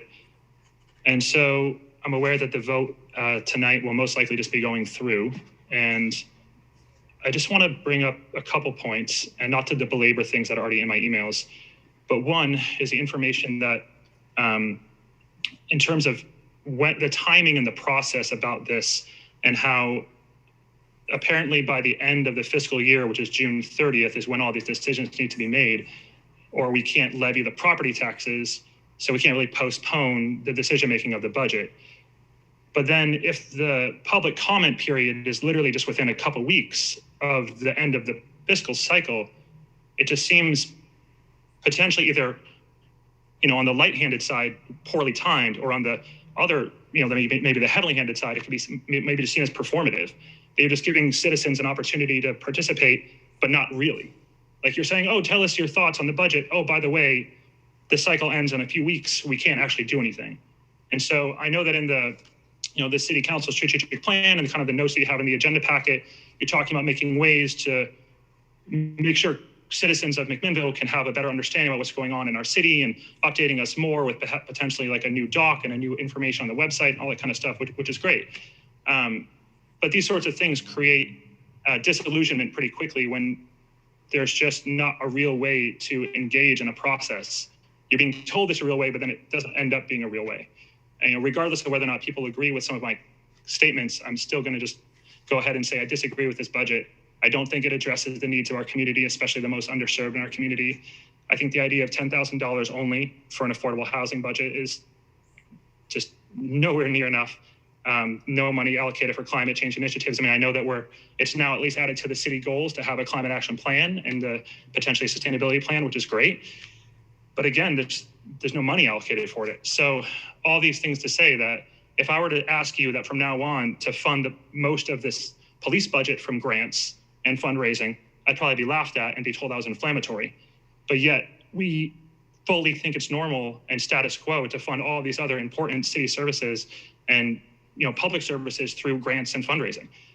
And at some point, we're going to look back and we're going to realize this was all just the wrong way to do it. And I just really hope that moving forward, we have, much more creative and courageous and compassionate budgets from, folks like yourselves, who I know that, most of you, your hearts are, I'm sure, in the right place. But this is a sad budget for me, and it's a sad night for me. So, yeah. Peace. Thank you. Thank you, Dan. Claudia, do we have other comments?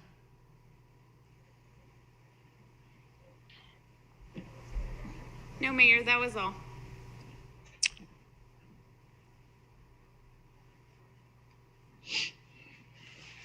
Okay. This evening, our next item is going to be a presentation, and this is a stewardship report on city insurance coverage from Hagen Hamilton. We've got Gary Eastland with us tonight, and so I'll turn it over to Jennifer to introduce the topic and then turn it over to Gary.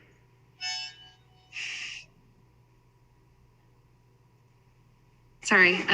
Good evening, everyone.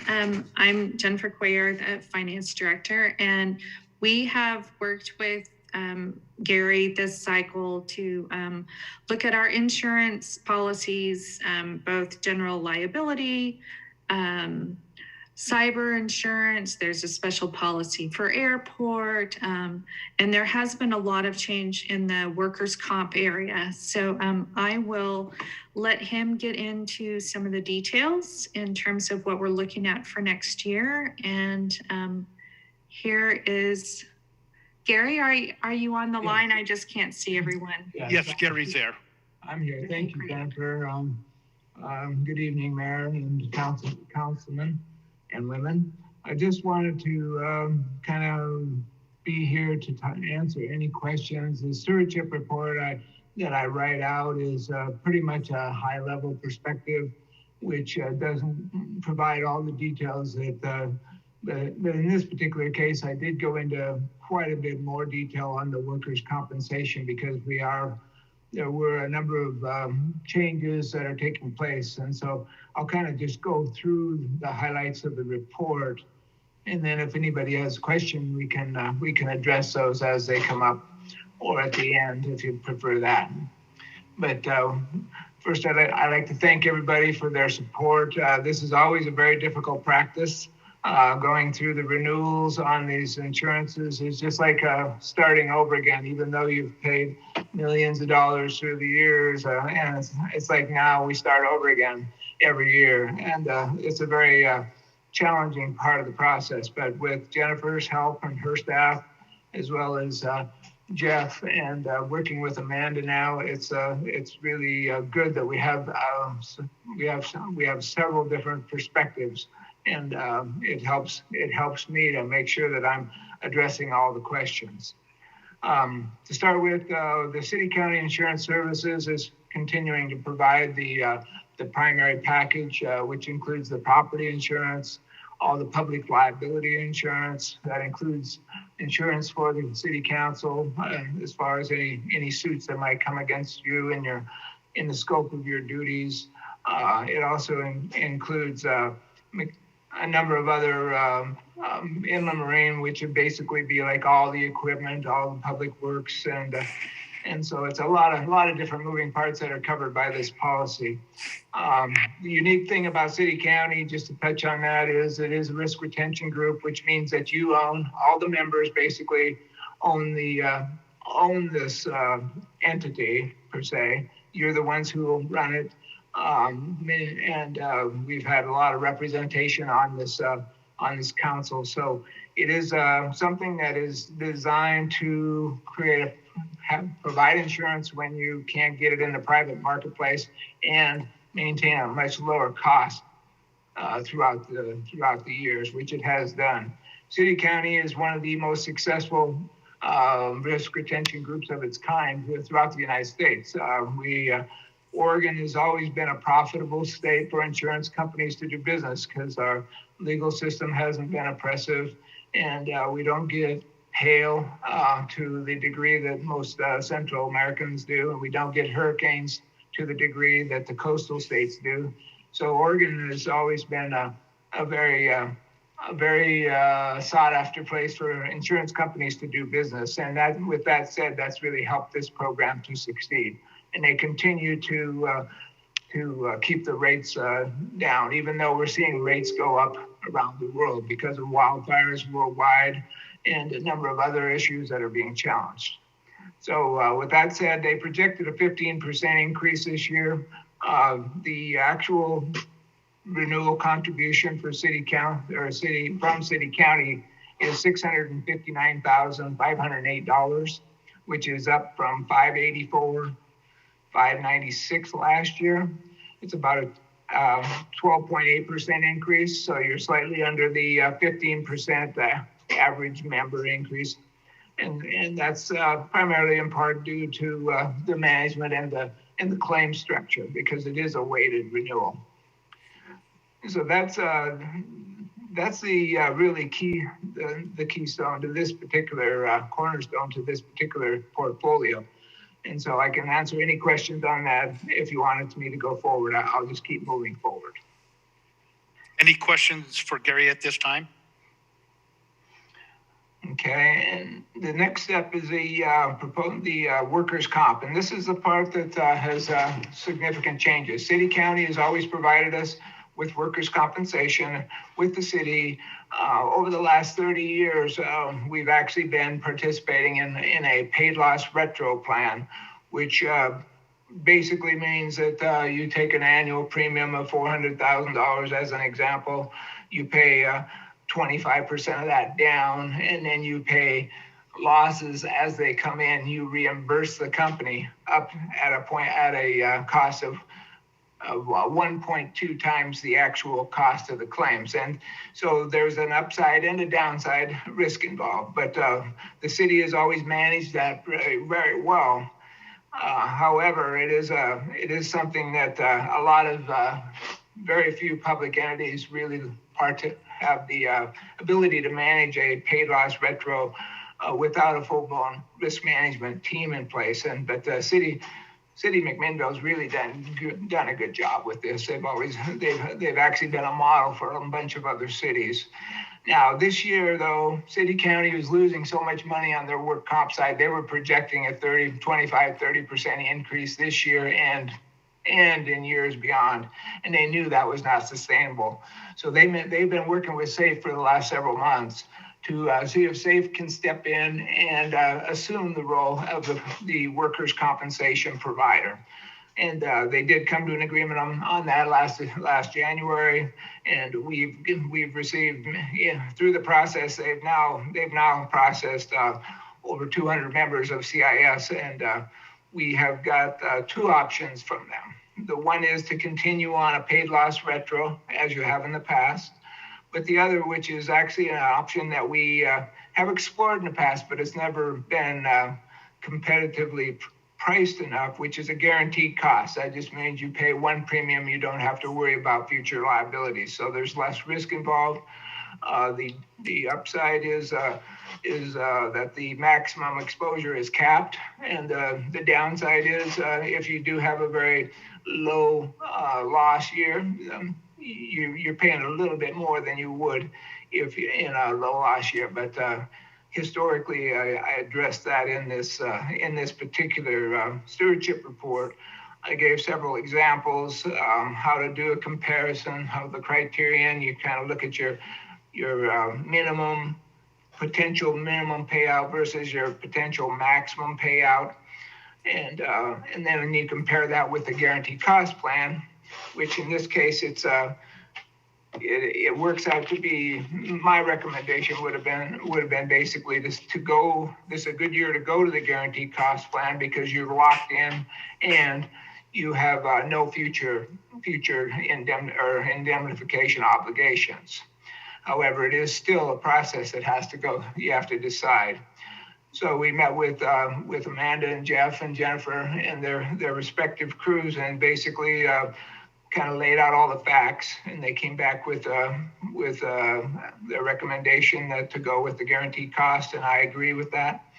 And so that is one of the items that's laid out here for you. Now, I've really gone high level as far as the perspective. So, is there any questions on this? Because this is a kind of a unique situation and a decision-making process. Any questions for Gary? Okay, if something comes up, I'm always available, and you can send. And Jennifer has my email, so if you wanted to send me an email, we can address any specifics on that. Okay, the other items are relatively lower cost items, but they're very important. Under the CIS liability policy, it does not include coverage for airports. And so we have to write a separate policy for airport operations. So we purchased a $10 million policy on that, which has an annual cost. The renewal cost on that is $8,640. It is gone up from $7,942 last year. So it is up about $700, which once again, we're seeing increases in the private sector, which are comparable to this. The other thing though that's even more important and higher value is that they are willing to endorse the Oregon Air Show into this package for an additional $500. If you were to purchase a standalone policy just for that one event, it would be more than $10,000. So it's from an insurance perspective, it's a much better option to be able to include the Oregon Air Show for any exposures that come out of that, and in this within this airport liability policy. The other side of that is Amanda's negotiated contracts with them, and everything is being indemnified back for the operators of the Oregon of the air show are going to indemnify the city and hold them harmless. And they are providing a $10 million policy, which would be, and naming the city as an additional insured. So that will be the first, the primary policy, and this would be an excess policy over that. So that's, that renewal was very favorable from my perspective as your insurance broker and risk manager. The second thing here is the cyber insurance. Now this, last year we moved away. The city county insurance package includes $50,000 worth of cyber liability, which isn't nearly enough. Jennifer and I worked last year to get a quote from city county insurance services. The maximum they would quote us is a $1 million policy. The premiums on that were in the $13,000 to $15,000 range. And so we went to HDI Global Insurance Company, which is one of the primary cyber markets in the United States. And they're very active in this particular arena. They provided us a $3 million package policy. And last year, the premium was, it was about $6,400, I believe. It was actually, the renewal is $7,050, and that is an increase of $1,010 over last year. Now, cyber is one of the fastest growing areas of risk management concern throughout the United States. As everybody knows, you hear about this in the news all the time, and public entities are being hit harder than anyone. And so the price on this, I expect it's going to continue to increase over the next, in the foreseeable future, I expect it'll increase because the losses that are coming out of it are fairly significant. But at the same time, we've got it locked in right now at a fairly good price. And this would basically would be a good going forward. It gives us a good negotiating point for the beginning of each year. So for right now, we're getting a very good buy on it, and it's one of the best, most robust policy forms that's available. And so I'm very, very happy with this particular program, the limits that are available, and as well as the premiums. But it is a very dynamic exposure as far as the cyber marketplace is getting more and more constricted. So that said, I think the biggest thing is we do have some things that we always offer as far as resources go, and I want to encourage all the managers to reach out to me if you have any if you're looking for any resources with regard to employee management or a number of the things. City County has a library. We have access to other resources as well. And so it's something that I just want to make sure that everybody knows that I can be reached. And a lot of people do contact me throughout the course of the year, and I encourage that. And I can make sure that get answers to any questions that come up. Thank you, Gary, for that presentation. Counselors, any questions of Gary or anything that for further discussion as it relates to our insurance services? Kelly? Gary, I should have asked this when you asked the first time, but you talked about the safe insurance and about paying down and then paying 1.2 or whatever the ratio was per occurrence after that, up to a certain amount. Well, I guess it's open. versus the other way. Why are we looking at it this way this year? I mean, what is the change in circumstances? I mean, it sounds like a good idea to pay it up front and go with it, but why are we looking at it this year? The primary reason is a change to SAFE.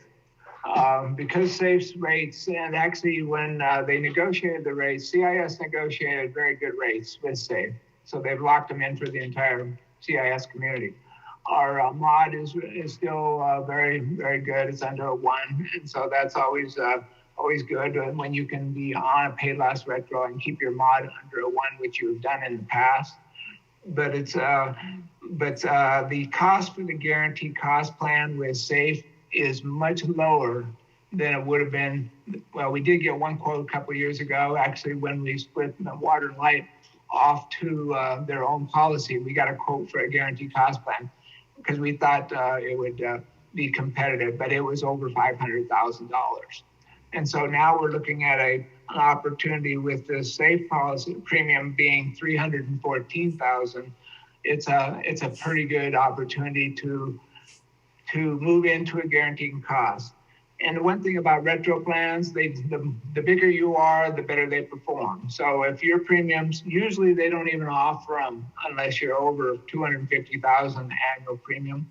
And so you would be on a relatively low edge of that. And so you take only a few back claims, or a couple auto accidents that could easily put you up into that maximum payout range, which I believe I indicated there was $671,000. So it doesn't, it's good to have good management, but in this case, you don't have to rely on, having good fortune as well as good management, which is kind of what has played into that here, if that makes sense. Yeah, no, that makes sense. Thank you very much for the explanation. I appreciate it. Any other questions or discussions? Go ahead, Jennifer.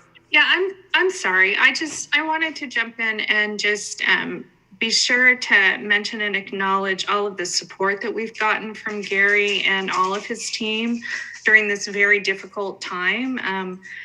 Staff have reached out on multiple occasions throughout the pandemic season to get particular support for whether ways that we were approaching shutdowns or just any number of issues.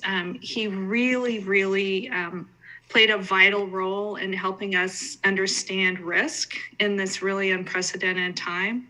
So I just wanted to give my thanks in particular, and I know the thanks on the part of staff for Gary, your commitment and your ease.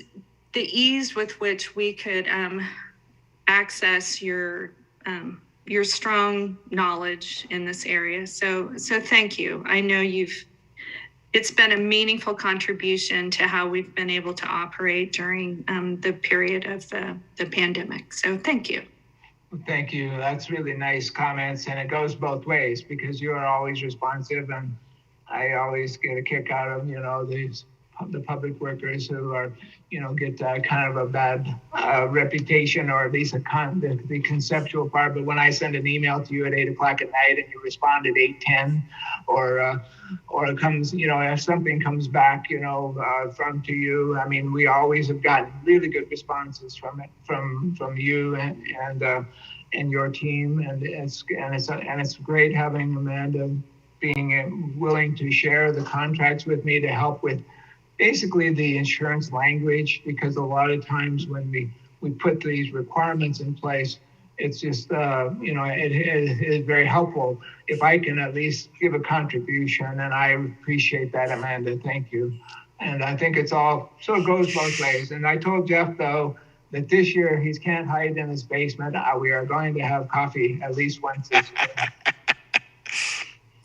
Well, and just to add to those acknowledgments from our financial group, Gary, thank you for the specialties that you have working with CIS. Not all insurance agencies have that working relationship with them, that they have trust in you, you have trust in them. We also use you at Mac Water and Light and have always been there able to get us the best coverage for the best price, giving a value to this community in a major way. So thank you. Thank you, Mayor. I appreciate it. Okay. If there are no other questions, let's then move to advice and information. And so reports from counselors on committee and board assignments. And I'm just going to work across my screen. Counselor Menke first.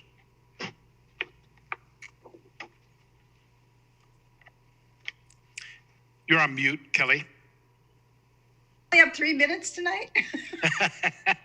Well, lots of good news, and you may have already heard some of it. I'm sure most of you have received this notice. It was from the Oregon Community Foundation. Oregon Community Foundation announced today it has selected Providence Health and Services, Providence, to receive $3.9 million Project Turnkey Grant, and Mid-Willamette Valley Community Action Agency to receive a $4.2 million turnkey grant to purchase convert area motels in transitional housing for community members in need. These latest grants complete the allocation of the $65 million, of which Sal talked about last time and was instrumental in making sure everything got spent, he and the COG. All Project Turnkey funds are fully deployed, representing a total of 17 projects in 13 counties statewide and 800 new units of housing and non-congregate shelter. This is huge. I mean, we've been going for this for like 6 years, something like this. So it makes me very happy. A couple more comments. Maybe, am I out of time yet? Nope, you're in good shape. You just hit mute. I know. The McMinnville project was selected in part for the broad outreach and community support. Oregon Community Foundation is thrilled to partner with Providence and YCAP in this innovative Project Turnkey effort to benefit the residents of Yamhill County. Oregon Community Foundation, the community engagement strategy enthusiasm to identify an appropriate facility and key partners to secure additional funding demonstrate a clear commitment to finding supportive solutions here. Keeping in mind that YCAP raised somewhere between 3.5 and another 1.7 million too. Key benefits of the Project Turnkey McMinnville will be operated by Providence and YCAP include safe accommodation and support for Yamhill County community members in need, provision of essentials such as food boxes, clothing, showers, hygiene items, help to move people experiencing homelessness from crisis to stability, culturally specific support services including on-site case management, healthcare including mental services, resource navigation, and linkages to permanent housing solutions. This couldn't have happened without a whole lot of work on the part of the city of McMinnville and their efforts and many other people. But it's a wonderful thing that's happening. And I'll close with that one. Thank you, Councilor Menke. Let's go over to Councilor Geary. I only talked second most tonight so far, huh? I see. I'll be brief. Landscape Review Committee met last week. I was unable to attend. Was on the road and couldn't make it back in time and didn't want to subject the committee to hearing my car noises. Like my singing, but it was a light agenda, the street tree removal on it, and then there was a discussion, was the only action item, and then there was a discussion, a continuation of a discussion. They were working on some educational, informational, community outreach pieces, specifically a irrigation best practices manual. They can make a recommendation around that, or how to develop that out as they look at code review and how to help people that come in and how to sort of build out a set of requirements that are achievable, as opposed to say, just do what feels good to us. Here's actually a way we've been able to quantify what feels good to us. MacPac, being monthly, we're in between meetings. So next week we'll be having a meeting. I'm going to try and figure out if there's Wi-Fi or cell service out Panther Creek, Washington. So we'll see if I can zoom in from the camping trip. And those are my 2 active liaison duties. That's all I've got. Thank you. Thank you, Zach. Councilor Chenoweth. The Historic Landmarks Committee meets this Thursday, so I have nothing to report with them.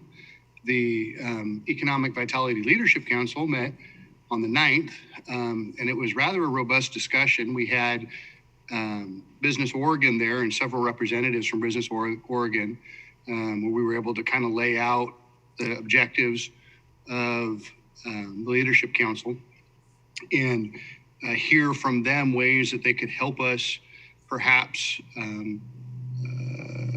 head toward completion of, or help us get toward completion of some of those items that we have. It was very, very, very good conversation. It was kind of exciting to hear what they had to say and the ways in which they can help and the opportunities that may be there. I know Heather Richards took a lot of notes as regarding what programs were available to us. We also, after listening to that presentation by Business Oregon and several people there, Joya Goodrum led a discussion regarding prepping for the survey to determine what amenities and what is keeping a certain segment of our population from staying in McMinnville and also not coming to McMinnville, age demographic.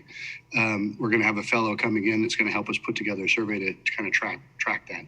So those are the two main points. It was a great conversation, and I'm looking forward to see how it plays out. Thank you, Chris.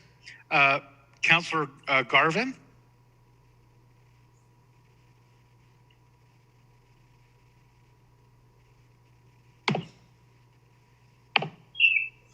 Thank you, Mayor. Airport Commission hasn't met since our last meeting. YCOM did meet for a brief budget adoption.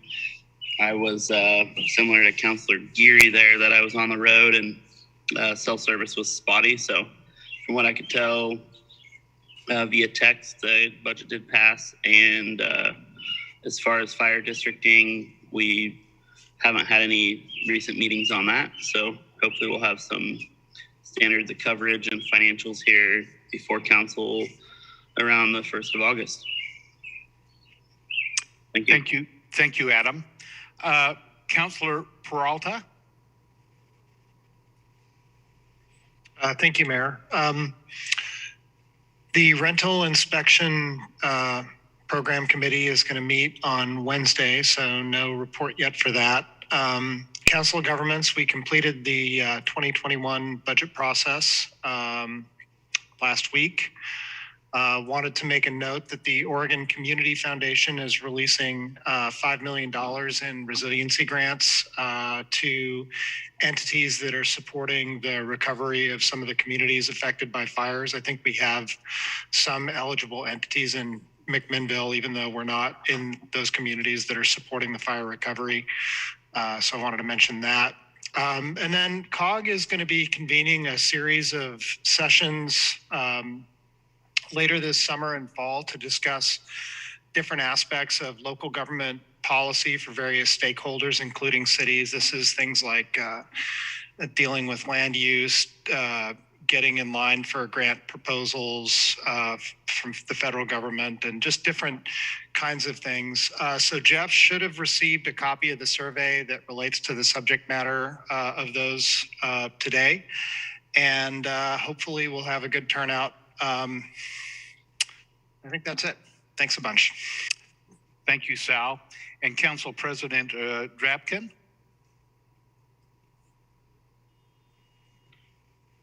Thank you, Mr. Mayor. The DEI Advisory Committee met on June 10th, and I just did make a note in here. I want to take a moment to say that this committee is an absolute pleasure to work on. So some of the work that's being prepared to come to you in the form of an action plan in August, a preview on some of that is that we'll be learning from all the different department heads. So we looked at a set of questions that would be asked of each department as we're meeting with individual department heads. In terms of kind of bringing an equity lens throughout McMinnville, and so that we can learn more about what we are already doing and what we're not already doing in our work. We talked about things that the city already has in process. Specifically, we met with our attorney, Amanda Guile Hinman, and talked about code amendment language that code amendments and the specific language that's used within our codes, and that kind of review process, and that's something that her department is already working on. We talked about DEI programming with public contracting, and we talked about having ADA accessible Word and PDF documents, which, I'm sorry, I put some cayenne pepper that's making it a little difficult. I'm kind of like, so I apologize. And then as an example of that,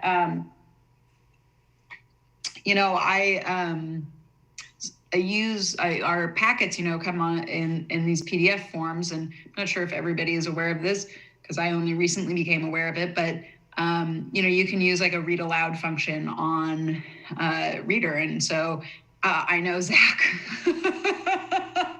So of course there's I've been reading my own packets like a sucker. Man, that's a great feature. I have been too. What's wonderful is that highlight the word as it moves through, the words as it moves through. So you're kind of really, if you don't need it for an equity of access issue, for me, being able to see and hear, it made it a dual form of taking in information. Anyways, I'm off track. So we also talked about an ADA transition plan, which would include an evaluation of city assets and developing a plan over time. We talked about charter amendments that were needed. We talked about really intentional hiring practices. We talked a little bit, Amanda briefed the committee on Martin v. Boise and started preparing the committee so there's an understanding as those laws may be, as things have been in flux. And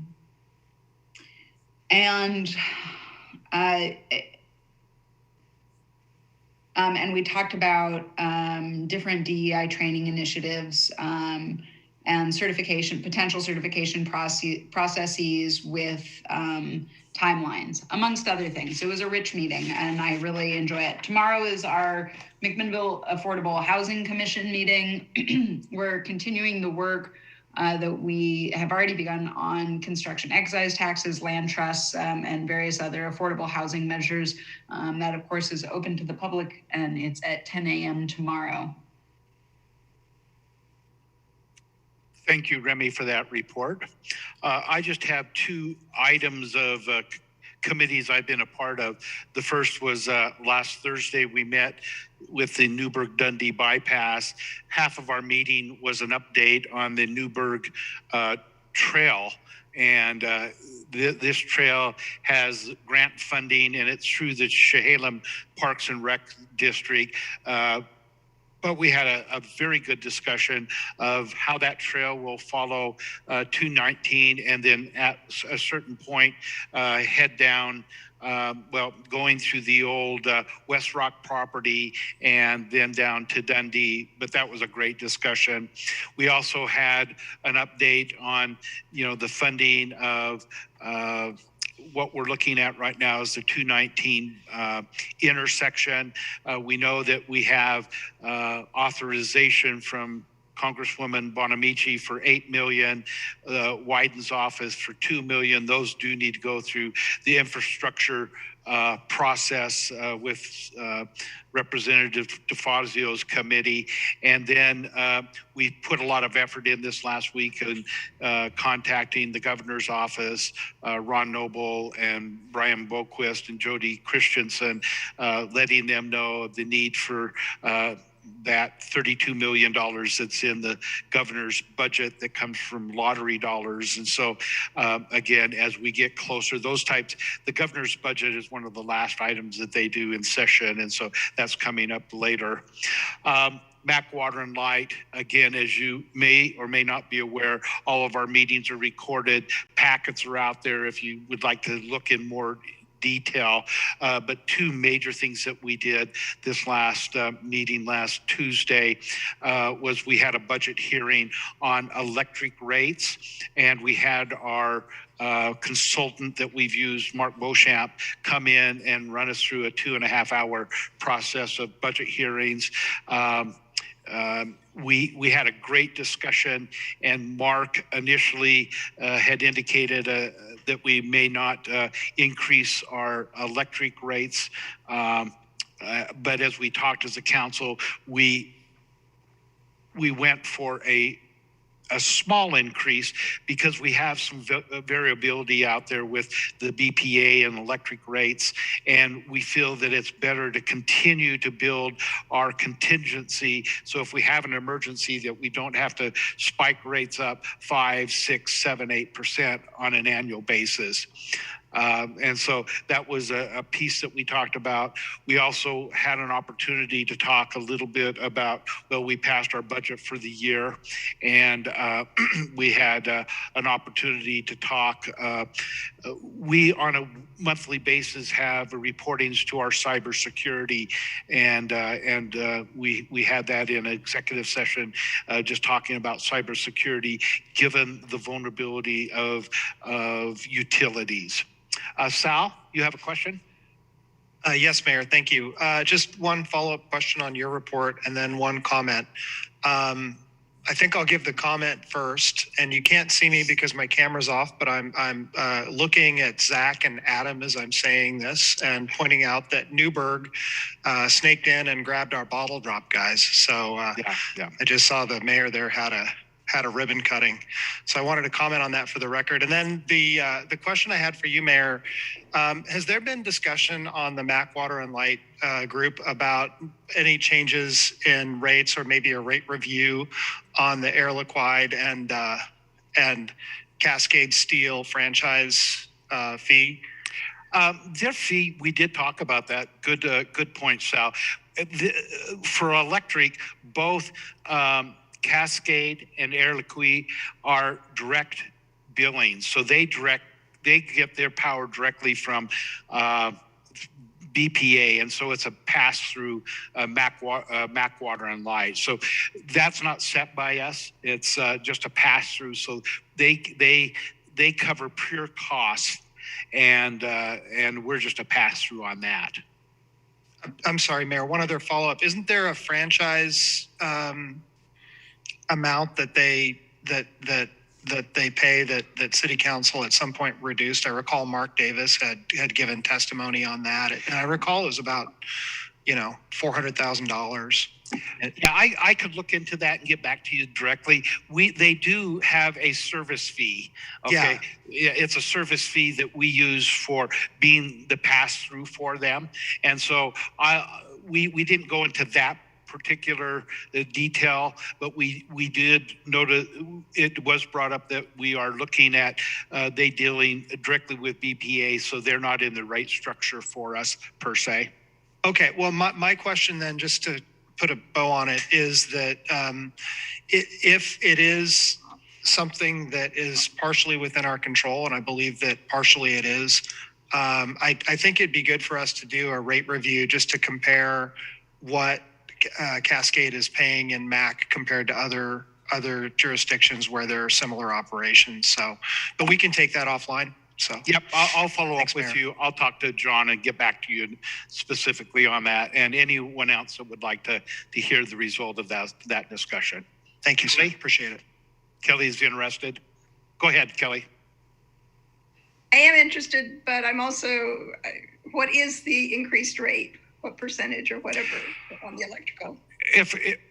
Again, I'm on vacation and I didn't bring all of those notes. We were all over the place talking. I think we came down to maybe a 1.3, something like that. but I don't have that with my notes. And okay, just get back to me whenever you guys get back. okay, good.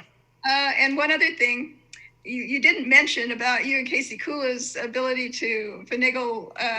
Yeah, and I think you really ought to tell him because it was a pretty good job. Being on Commissioner Kula and then myself are represented on the Mid-Valley Transportation Advisory Committee, and it was really interesting.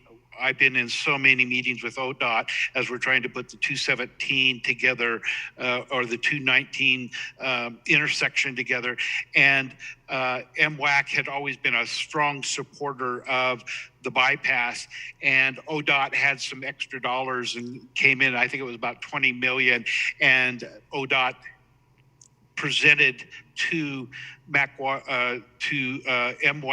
that the number one project would be a project, the Donald Aurora interchange. They wanted to do more than phase one and just finish that whole project.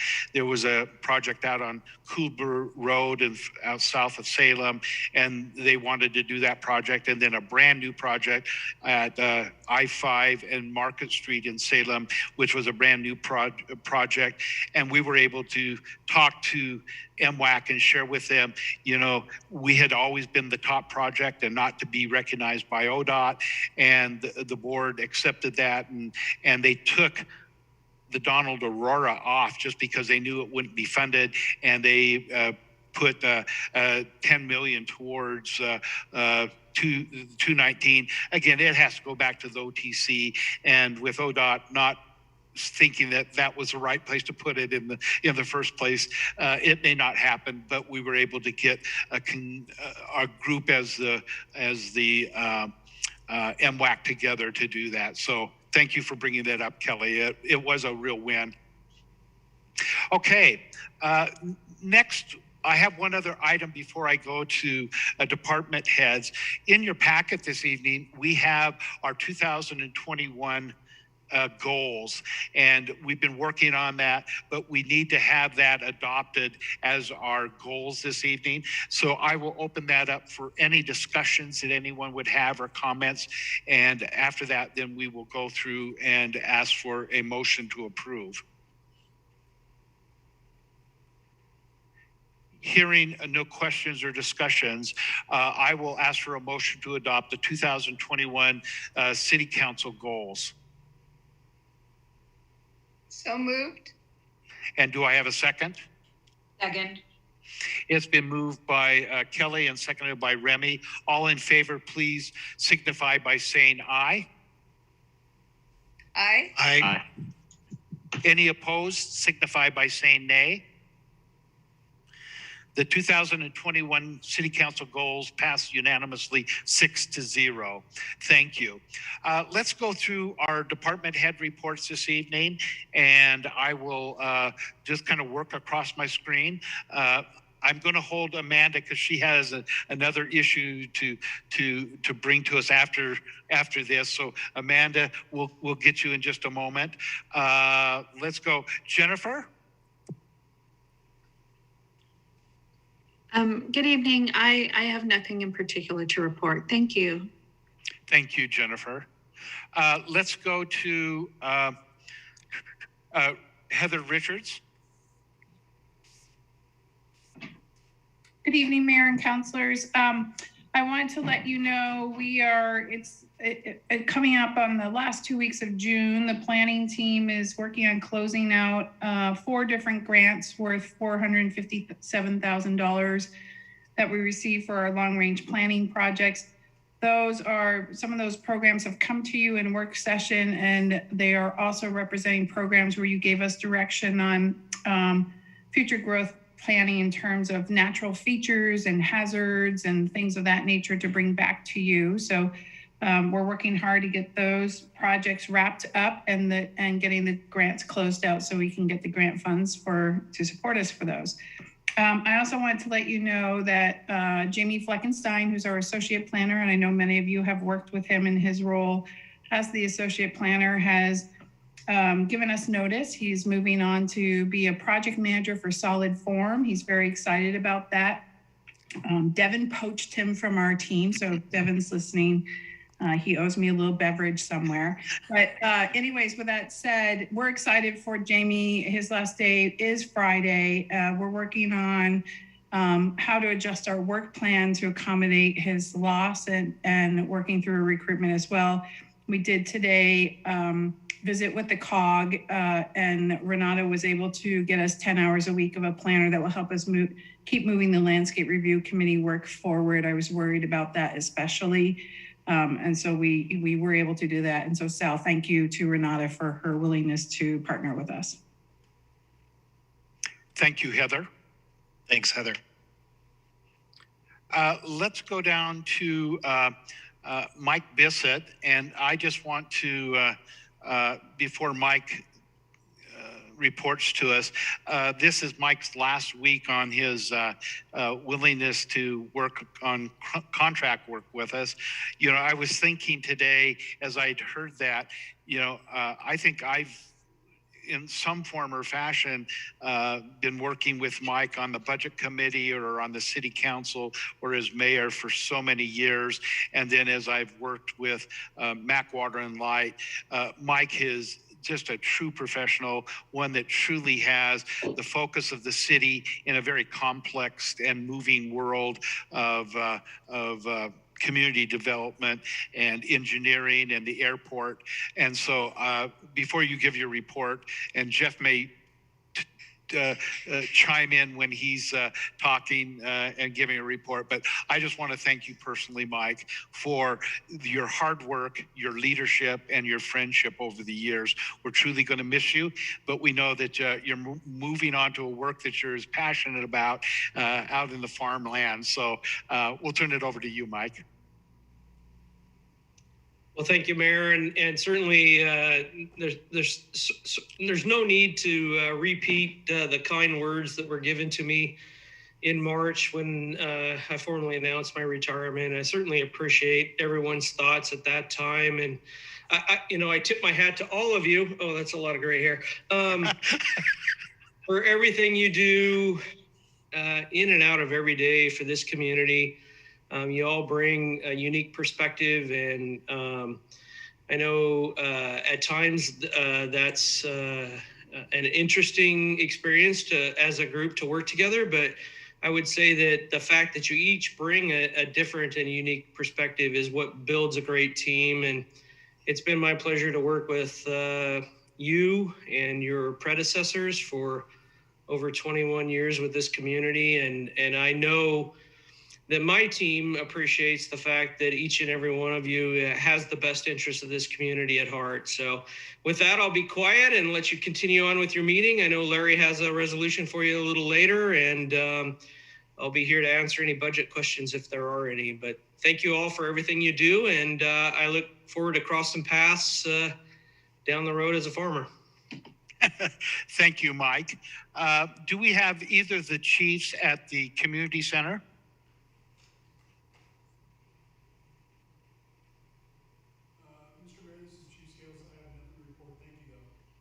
Thank you, Chief. Okay, let's move to Amanda because she's got some litigation and legal memos for us. And so go ahead, Amanda. Thank you, Mayor. I'm going to start with the national opioid litigation. So 10 counties in Oregon, including Yamhill County and the city of Portland, have filed federal lawsuits against the largest opioid manufacturers and distributors, and along with many other jurisdictions across the country. And those litigations have consolidated into a multi-district litigation in Ohio federal court. Right now, the parties are in the process of working through settlement negotiations, and the manufacturer and distributor defendants are trying to capture as many government entities as possible in the settlement negotiations so as to avoid future litigation.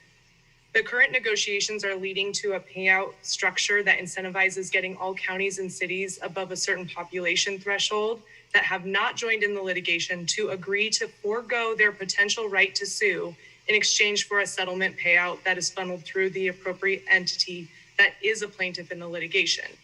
So what this means is for McMinnville, we would be negotiating an agreement with Yamhill County regarding the distribution of settlement funds received from the defendants in the case. If the council authorizes me to enter into negotiations with the county, any proposed agreement will have to be approved by the council at a later council meeting. So with that, I'm recommending a motion to authorize the city attorney to negotiate an agreement with Yamhill County regarding distribution of any settlement funds from the national opioid litigation. Any comments or discussion among council?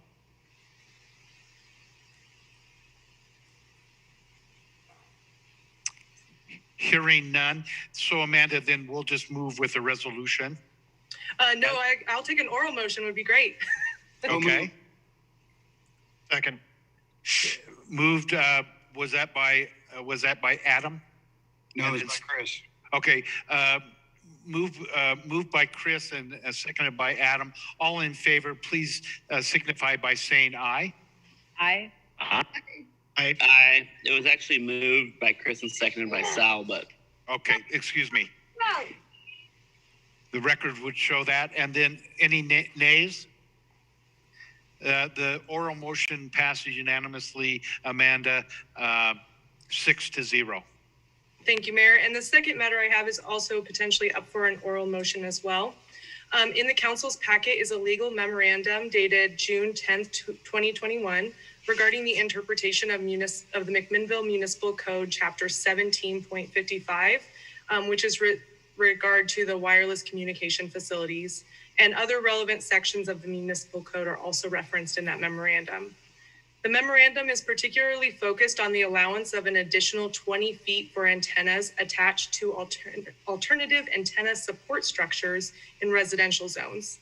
The interpretation of these provisions of the municipal code relates to the ongoing appeal the city filed with the Yamhill County Board of Commissioners of the approval of a 100-foot telecommunication monopole on EFU land within the city's urban growth boundary and right next to the city limits. This issue is before the council because ultimately it is under the purview of the governing body of the city to provide meaning of the municipal code, and courts look to how the governing body interprets its laws and will defer to the council's interpretation of its code.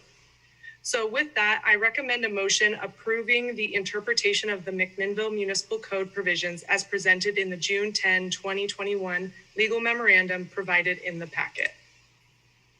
Any questions of Amanda on this topic? I did. Go ahead, Zach. Yeah. I may. Go ahead, Zach. Amanda, just making sure, clarity-wise, that there was a page in here. I think Exhibit A in there was about proposed amendments to the code. That was sort of old or referencing ways to reference the language, right? We aren't changing the language of the code as part of this. We're just following along your interpretation. Correct, exactly. So just as, not every word in code is defined by, has a definition with it. So there's interpretations that can be gleaned from it. So it really comes down to how the governing body interprets the meaning of its provisions. And so Exhibit A just references a proposed amendment document for language, correct? Let me not actually proposes to change the language. Let me pull, I think the Exhibit A you're referring to is what was attached to the ordinance that actually amended it back in 2000. Right. 18. Yeah, 2000. And so those aren't changes that we're recommending. That's just showing the history of how the changes progressed over time. Correct. Excellent. I think what also tripped me up was that the blank page before then, and then, yeah, okay, just making sure. Cool. Thank you, Zach. Sal? Thank you, Mayor. Amanda, I appreciate the testimony and the clarity of your note. Could you just summarize for the council the net effect of the change and the difference between the sort of two legal theories the main precipitating basis for this action tonight, or this recommended action?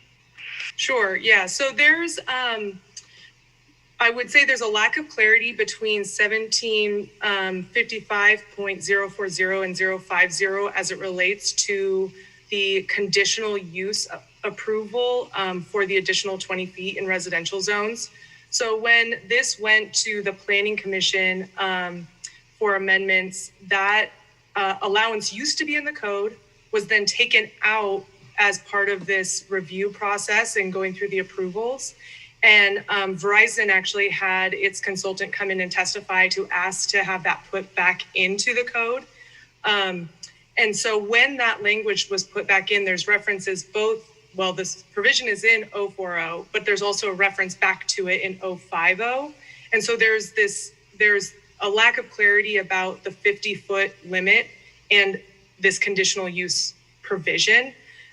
So basically what the memo says is by having that added back in, the intent was to allow that additional 20 feet.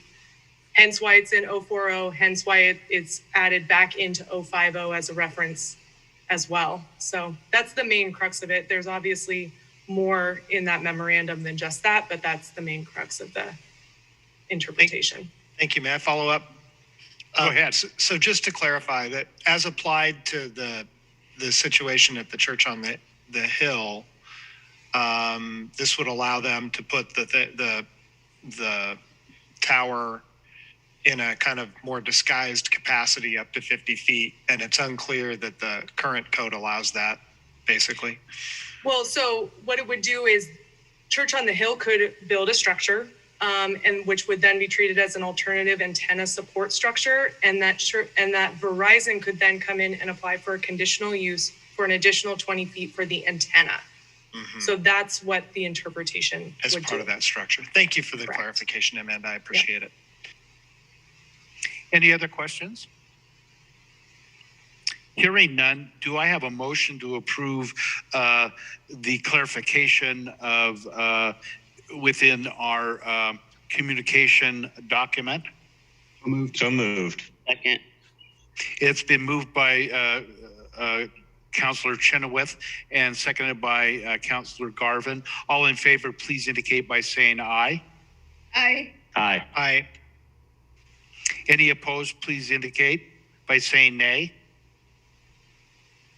Amanda, this resolution passes unanimously 6-0. Thank you all. I appreciate it. Thank you, Amanda. And then we'll go back up to Jeff and hear his report. Thank you, Mayor, members of the council. I won't repeat the remarks I made about Mike's retirement from earlier in the year, other than to wish Mike all the best and to thank him for his service. I will tell you that if you follow Mike on Twitter or Instagram, about 90% of his social media footprint is made up of pictures of rural Yamhill County, food on the barbecue grill, his grandchildren, and Portland Thorns soccer matches. I would submit that Mike has his priorities well in order. A couple of other things. You know that we canceled last week's work session from representatives from Whitebird Clinic and Eugene Police Department. Just wanted to clarify for the public record that the lieutenant from the police department had a couple of kiddos graduating, and the graduation times changed late, making it impossible for him to attend, and the department wasn't able to come up with a substitute. That presentation has been rescheduled to August 10th, and so you will hear from Whitebird and Eugene PD on the CAHOOTS program later this summer. Like you to know that in addition to taking Friday off as my furlough day, I'll be taking next Monday off as well. Doris and I will be out of town celebrating our wedding anniversary. Thank you. Thank you, Jeff. Okay, that takes us to the agenda, the resolutions that we have in our packet. The first resolution is Resolution 2021-33, resolution to award a contract for the 2021 slurry seal project 2021-7 to VSS International Incorporated. And so we'll call on our engineering service manager, Larry Sherwood, to present. Larry?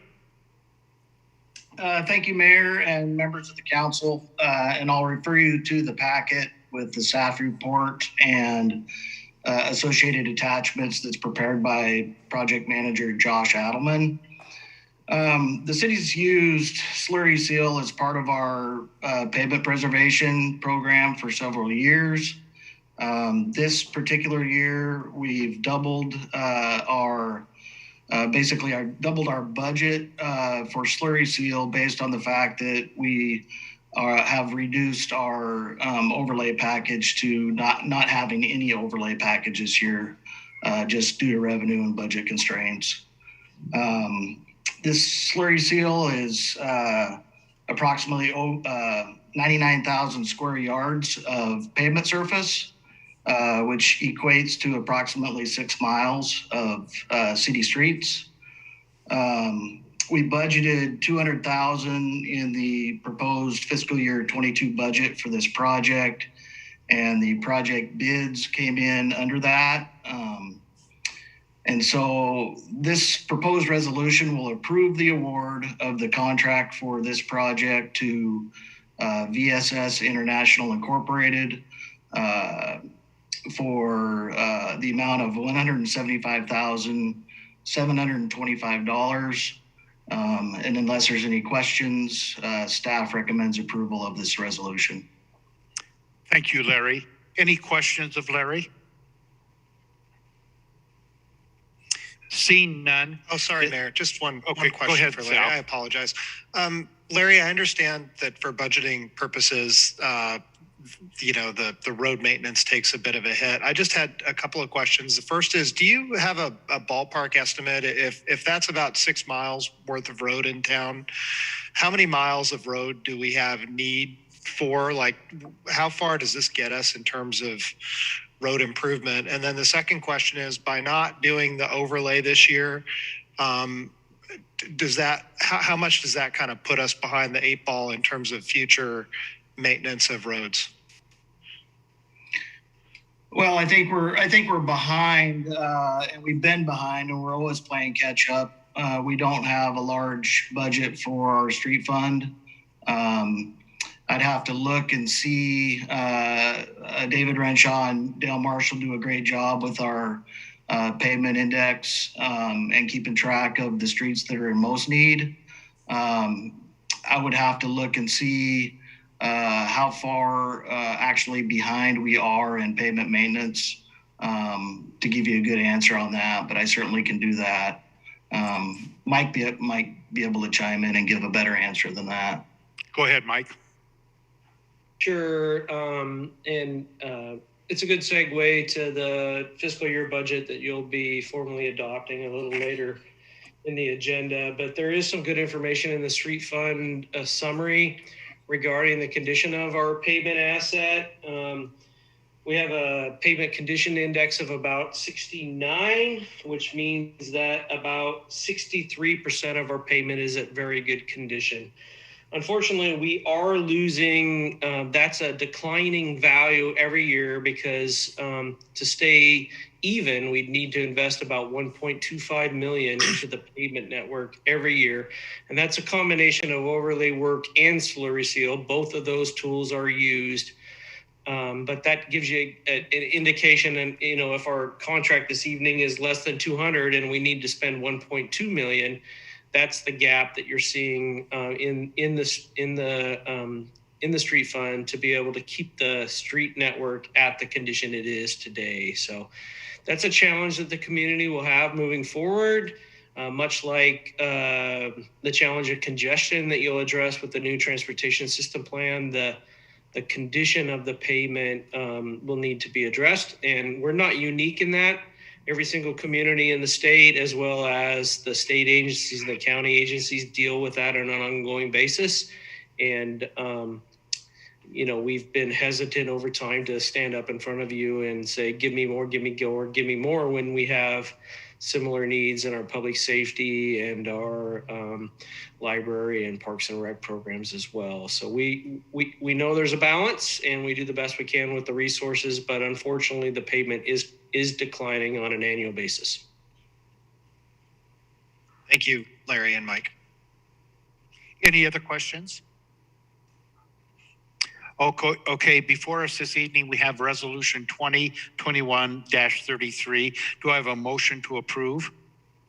So moved. Second. Okay, I saw Zach move and then someone went in at the same time. So I heard Sal. So all in favor, please signify by saying aye. Aye. Aye. Any opposed, please signify by saying nay. Hearing no nays, Resolution 2021-33 passes unanimously 6-0. That will take us to our next resolution this evening, 2021-42, a resolution authorizing a name change for the special assessment funds to grants and special assessment funds. Jennifer, could you present to us? Yeah, good evening, everyone. So the Special Assessment Fund, that's Fund 05 in the budget book and in our county, our city accounting. It's historically been used not only to account for funds received and dispersed from special assessments, but we have also used it from time to time for purposes of accounting for federal or state grants, particularly ones that are outside the normal operations of existing departments within the general fund or in other funds. So in order to be as transparent as we can with the public in terms of receiving and using American Rescue Plan Act funds that we will be budgeting into Fund 05, I'm wanting to propose changing the name of the fund to say grants and special assessment fund, so it's clearer. And then what's not in the report, but we did receive the 1.5 million from the state today that Heather mentioned last council meeting for the navigation center. So that will be another grant that we will be putting into 05 because it's one of those things that doesn't fit nicely into an existing department's normal activities.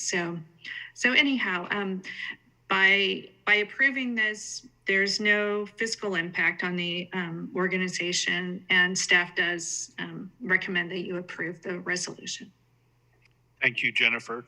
Any comments or discussion among council? Hearing none, then I will ask for a motion to approve Resolution 2021-42. So moved. And a second? Second. Been moved by Councilor Minke and seconded by Councilor Peralta. All in favor, please indicate by saying aye.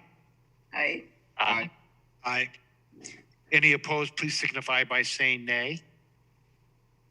Resolution number 2021-42 passes unanimously 6-0.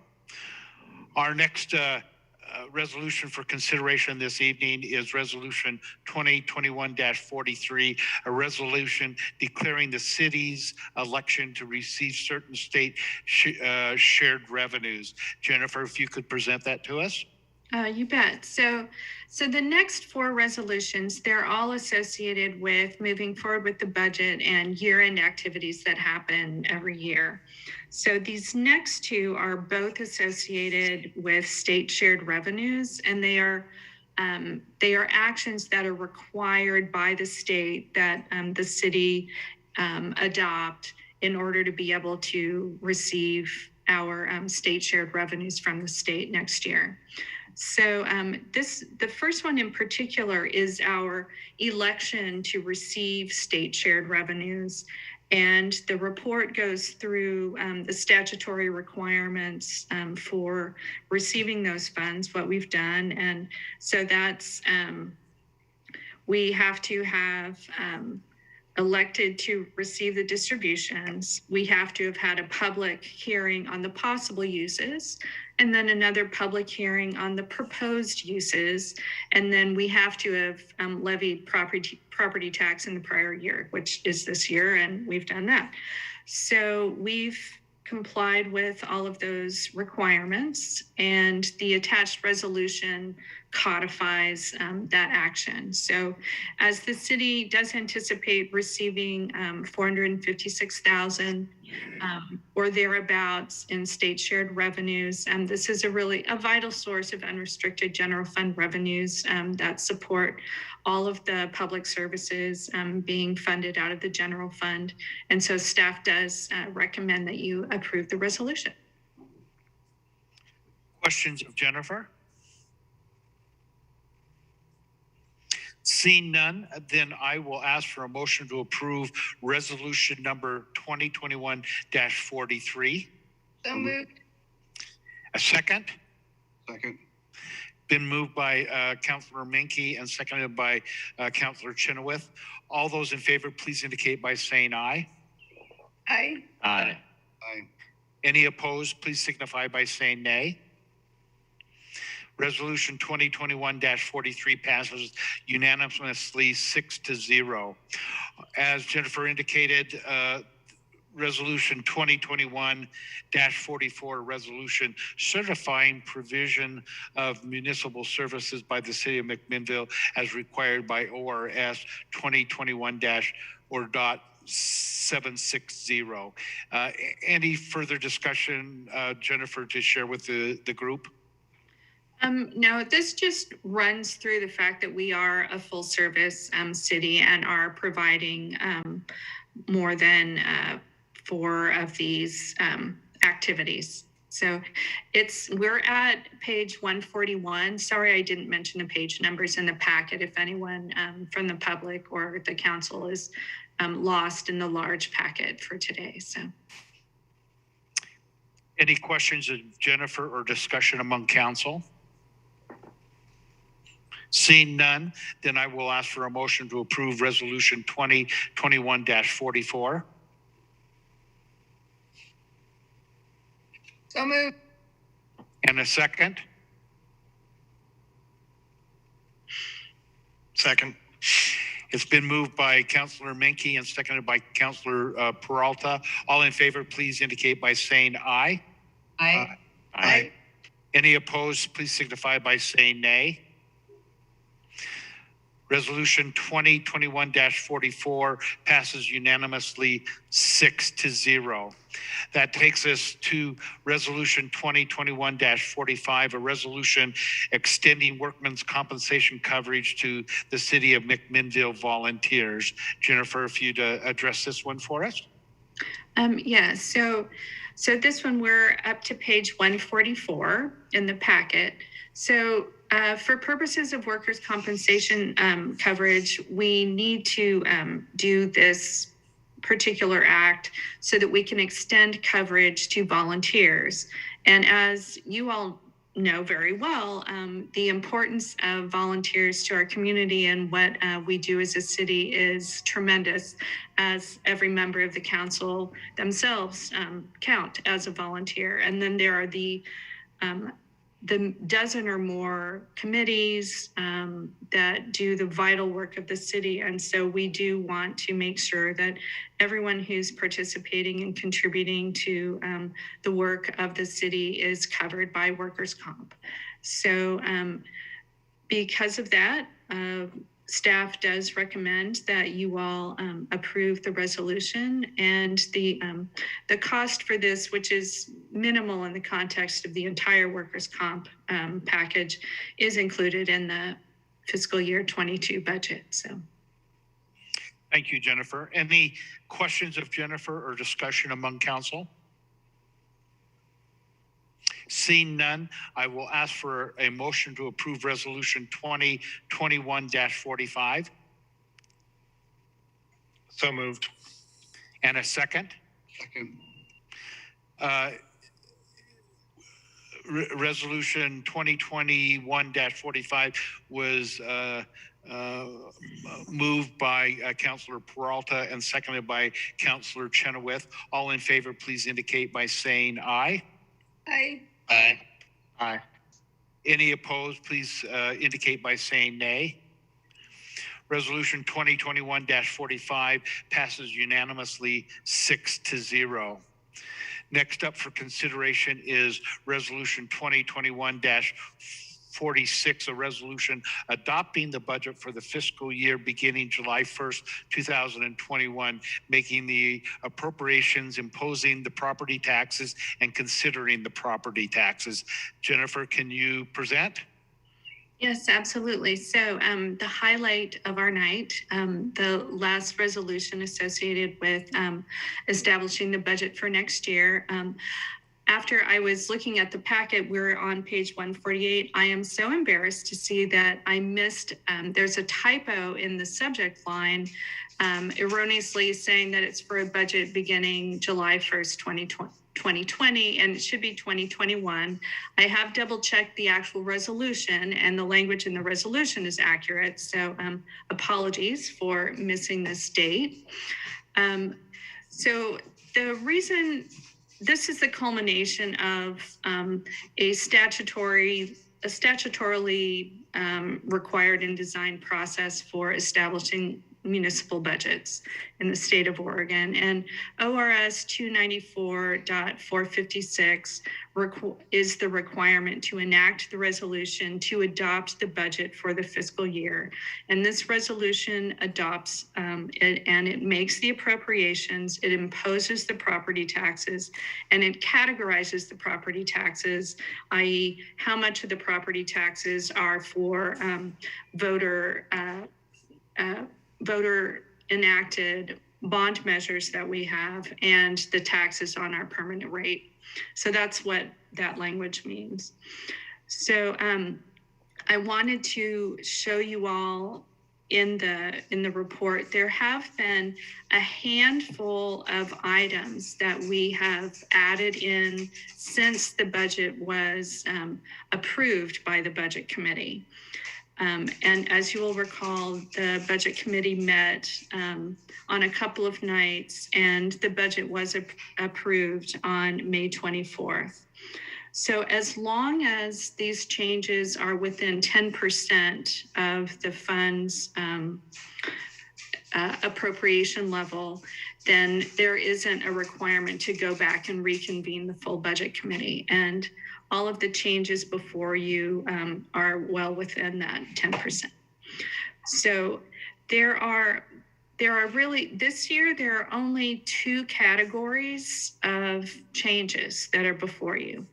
The first category is projects that we thought when we were putting together the budget for you over the last few months would finalize, that were appropriated in the current fiscal year closing June 30th, that we now can see will not, for timing reasons, be able to be completed by the 30th and will extend into next fiscal year.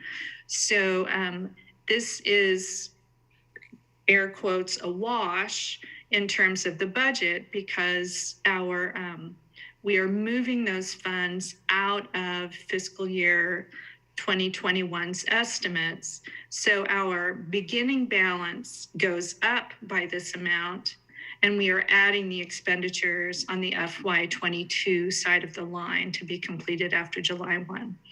So there are a couple of examples of that. There's a project in the planning department, and then the larger amounts, that's just $20,000. And then in the wastewater capital fund, the team there identified almost $400,000 worth of projects that were previously planned to finalize before June 30 that are just need to be pushed a little bit more into next year. Then the second category that we added in was between the time that that you all and the Budget Committee adopted or approved the budget, we did get the final numbers for the Yamhill Communications Agency, the 911 YCOM budget. And so we had budgeted a cost higher than what the actual cost ended up being. So we adjusted, that affected two funds. That affected the general fund as well as the emergency communications fund. So that total was, it's on the list. The total there is 78,572. That was the amount that we were able to reduce costs relative to the projection. So just kind of in summary, the net impact of all of these budget updates that have been made since May 24th have resulted in an increase of the FY 2021-22 unappropriated ending fund balance in the general fund by almost $94,000. And this includes the difference between the projects and the lower cost of the YCOM contributions, as well as an additional increase of $35,000 in the general fund's projected beginning balance. So the fiscal impact of doing of enacting the budget and passing the resolution is that we will be able to impose property taxes, which is the largest source of unrestricted general funds that support all of the public services. So it is staff's recommendation that you approve the resolution. And I'm not sure whether I've got it written clearly on page 149 of the packet, but Mayor Hill, you may have separately what all of the particular numbers and language that needs to be. I do. Okay, great. As part of the motions. So if anybody has questions, the details about where the changes were in the budget begin on page 150 and go through. I'm happy to give any more information that might be helpful. So let's go ahead and open for questions of Jennifer. Any counselor have questions of Jennifer on the budget as it was presented this evening? Go ahead, Zach. Thank you. Specific to the items that you brought up, especially specific to the changes from the approved budget committee's recommended budget to now, what were the more specific projects or maybe project that got punted from planning to the next year? Gosh, let me. And we have Heather on the line. Oh, Heather, are you here? I was going to pull your email. So this is the project where we were going to go back into the housing needs analysis and the buildable lands inventory work that we did in 2019 and update it with the reconciliation of the UGB amendment that recently passed, and then also the House Bill 2001 missing middle housing components. We had hoped to do that by the end of this calendar year, just with our work plan and all the work we were trying to get done with our grant projects that we had to get done by the end of the calendar year. This just didn't get done. So I emailed Jennifer in early June and just let her know that we weren't able to pull that off. We still need to do it. It's part of our House Bill 2003 mandate. 2003? Any other questions, Zach? Other questions from counselors? Go ahead, Chris. Thank you, Mr. Mayor. I don't have any questions. I just want to comment that great appreciation to Jennifer Cuellar and all those involved in the budget committee and all those that made this happen. And since we just heard what extra work has been put on our planning department, my hats off to them as well. Thank you, Chris. And I see that Rhonda's on the line, so I'll shout out to a member of the financial staff, Rhonda, for all of your work and heavy lifting along with Jennifer and the staff to get us to where we are. Any other comments? Just one, Mr. Mayor, if I may. Sure, go ahead, Zach. That's actually kind of shockingly a process question, but for you, I had a question specific to sort of that last, updated staff report. I still have some things on the budget, but maybe that would be more germane to just sort of opening up the discussion as a part of that motion. And so I don't know if you want to, when and how you want to get to that, or what your plan was. Go ahead, Zach, if you would like to address any concerns or discussions on the budget as a whole. Okay, excellent, thanks. So I know we had brought up, a lot of them are kind of things that we had brought up during the budget process that, had some responses, but I just want to kind of bring up again and see where folks are at on that. The budget processes and our counselor votes are so important to this. And last year I was a no vote on the budget at the end of the process, due in large part to, in fact, what Tynan probably typified or summarized better was sort of a breakdown in the process that we created to provide people input at a time in which we told them it's too late to provide input. And I know there's different ways to get involved in the process, but I think I was really encouraged this year to see when we opened the budget process from the budget committee to start that discussion by a discussion around process. And I know, I think we left that 2-night budget process with sort of a little bit of a list of things that I think you, Mayor, and Council President Drapkin, and maybe Kelly, we're going to get together and we'll work on and bring back to us. But just want to see where that's at in the movement, and I'm a little weary of allowing the budget. I know we're on a tight timeline and deadline, but was hopeful that we had enough time to sort of bring and sketch out what that process would be, and would have loved to have had that discussion by now or approved it along with this, and instead of letting this budget go by without fixing the process and then just sort of burning the runway to next year before we fix it. And that's my fear, and it could be unfounded, and we could be at the next work session talking about what we're going to do. But I think just some process things about, the lengthening the time we get to review the budget, how soon that gets out. And we made strides this year to bring it up. So we had, 3 weeks or 4 weeks to review it prior to the budget meeting. But I think the more time, the better.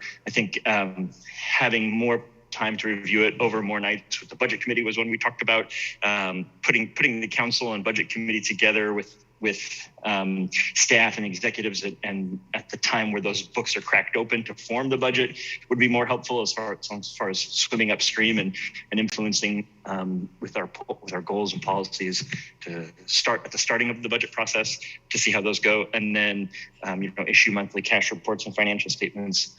Were some of those things that we had. Additionally, I'm hoping to see ways we could publish and memorialize how we're going to decide on the Federal CARES Act money and be able to communicate what our decision-making process is. I know it's like trying to catch a moving target when they're still telling us when and how we're going to get the money, or if at all, and all that. So, but it's still going to need to decide on how we're going to use it the same way potentially, and would like to see where that is. Also like to see creating that core service lens for a city as a whole, not just departmentally siloed, but core service discussion as a city as a whole. So before we crack open the budget, to know where we talked a lot in the budget process about having that shortfall and figuring out ways which we're going to raise revenues to do that. I really feel like germane to that conversation is what is the most important thing and how are we going to allocate resources to that. We would like to see that happen. And I really feel like that's a budget linked decision-making tool. And then just more specifically, would love to see prior to the next budget and start having those discussions, or germane to raising revenues, is how do we look at models in which we can bring back parks maintenance and street maintenance to adequate levels, and some other things in the budget that were sort of, in the recession, we deferred maintenance and we've kept it at that level, and we're still not bringing that back up. And this budget is yet another one that doesn't bring some of those things back up. I'd love to see those models for being able to bring that up and give this council and now us moving forward beyond the recession and hopefully out of COVID and trying to recover models to bring those services back up and right size those. So that sort of is my whole thing in a nutshell. I don't know how the rest of council feels about that, but that's where I'm at on this budget and toss up as we go to vote. Well, Zach, thank you for your preserved note taking of the things we talked about, because we've taken note of that. It's going to be something that I personally think is going to need to be worked and addressed at a work session where we have plenty of time to do that. But I think I'm going to turn it over to Jeff, because he started that process, talking about the process that we're going to be moving forward and just get some input from him. And then we could talk through the concerns that the council might have. So Jeff and then Jennifer, feel free to weigh in on any of that. But I know this is a process that, we've had discussions recently, and it's going to take some time for us to enact it, but we want to do that sooner than later. So either Jeff or Jennifer. Thank you, Mayor. And as I indicated at the Budget Committee meeting, we would propose several work session series of meetings, probably over a window of 3 to 4 months, commencing shortly after the beginning of the fiscal year, which is July 1. We will have your first work session to line out that calendar and to start those discussions on July 13th. So we'll have the full list of items that Councilor Geary and the rest of the Budget Committee talked about as we wrapped up that process, and we'll move you through a deliberate and thoughtful process on all of the issues that were raised. Does that address that, Councilor Geary, from your perspective? Yes, yeah, it does. I think having that date on there to bring those things back to us gives me start of warm fuzzies that we're going to make progress on working towards those. I had 2 other ones that were just sort of tied back to our last council meeting that we had, where we gave a little bit of direction. I know Amanda sent something back, and not having time out of council to talk to other councilors about it, and not wanting to serialize any outside discussion. But Adam had brought up some things, and part of his comments and concerns brought about what the information Amanda brought back to us. I was a little confused at how exactly that works, that we can still do those programs without having money in the budget. But and so I don't know if Adam had any takeaway or where he's at on those things that he brought up in the last council meeting. Well, it wasn't totally at the time. They were still relevant, and wanted to check where he was at. I don't know how his backyard reception is, but better than my office. Yeah, I mean, I definitely still share that concern of, it not being in the budget. Jeff and I talked about that offline yesterday in our one-on-one, and he assured me that, it still could be enforced, and it would basically be up to Matt to pull it out of his budget if needed. I would personally still like to see it as an individualized line item, as it's been in the past, but I'm one of 6 voices in that policy-making decision. So I'm open to other discussion on that. If any councilors would like to continue that conversation that we briefly embarked on before we were made aware that it wasn't the appropriate time last meeting. Just to comment, if I may, Mayor. Go ahead, Sal. Thank you. I guess, Adam, I agree with you that the budget that we likely will need that additional funds, but I'm fairly satisfied that they can pull that out of discretionary funds, even if they don't specifically allocate it at this time. And I do take seriously the concern, and would have agreed with you that it probably be in there. Putting it in there would be a good thing, but I also don't think it's something to hold up the rest of it for at this point, because I trust that they're going to put it in there, and I'm also very happy with the direction of the budgeting process, and just believe that the words are going to be put to actions by staff. So I feel confident in the process overall. Thank you, Sal. Chris, did I see your hand? You didn't see a hand. I was given a thumbs up to what Okay. Jeff had said earlier, but now that you've got me, I did want to voice that, let me ask this. If we were to make that requirement part of this resolution at this time, does that hold up the budget in any way, shape, or form? So a couple of things. One is that while it's a visible and important issue in the community, it's still a relatively small dollar amount in the police department's budget. And so that's one of the reasons we felt confident that should we need to spend those funds, we will. We don't, you appropriate funds by categories, not by detailed line items. So I'm just here to tell you there may be hundreds of things that we don't specifically contemplate during the budget process and we need to spend the money on during the course of the year. And we just do that administratively.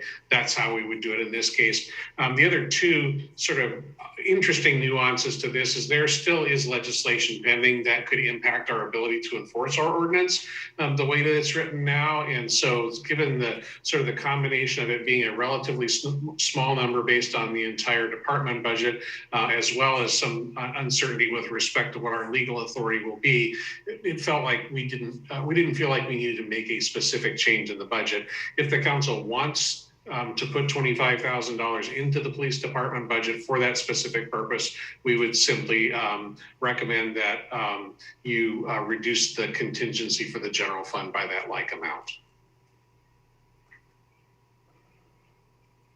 So I guess, in which case it would still be able to be passed tonight. There's no real prevention of passing it with that line item. Correct.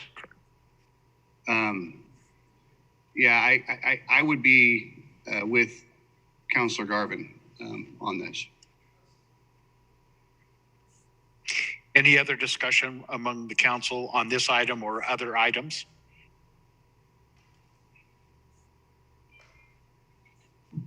I think to some of to City Manager Towery's comments about responding to sort of my page salvo of summarizing what the notes I'd taken and what hopeful direction I think we're going. I also want to, Sal's point that my opposition to the budget last year and my position this year has, I think we are headed in the right direction for a better process that reflects more dialogue, more input, and more flexibility. I don't want to undervalue and be or lessen the monumental task it takes to create this, as well as to execute it, as well as to formulate the next one while you're finishing the half of the second one, the last one. So I think I appreciate the direction that we're headed and the conversations we're going to be allowed to have in the future, and am willing and excited to support this budget. Okay, I think we're in the middle of a resolution to pass the budget, but we had asked if we could put $25,000 specifically to the police department for towing and taking it out of our contingency so that it doesn't change the total numbers of the budget. Do we have support to do that? Go ahead, Jeff. Quick question. Would you like to hear from Chief Scales on this issue? Absolutely. Chief? And then Remy after that. Yeah, thank you, Mayor, members of the council. I just want to just reassure you what Mr. Towery did say. This is a relatively small amount of a relatively large budget for the city, and as I had my conversations, as I outlined in my communication with the manager and Jennifer, is that I am completely confident that we will have funds available. We historically, you look back 20, 15, 10 years, that there is unspent funds that can be reallocated and shuffled to different portions. Like as Mr. Towery said, when emergent issues come up, we're very flexible and nimble. So I just want to reassure the council that as we move forward, that I am confident we will have the ability to adapt as this fiscal year moves forward. Thank you, Chief. Chris or Adam, any questions to Chief specifically? No, I don't have anything specifically. I think Remy had something, but right. I just wanted to make sure your two questions or concerns were answered. Chris, did the Chief and Jeff answer the questions that you might have had? Yeah, I'd like to hear from Remy before I make any more. Okay. Remy?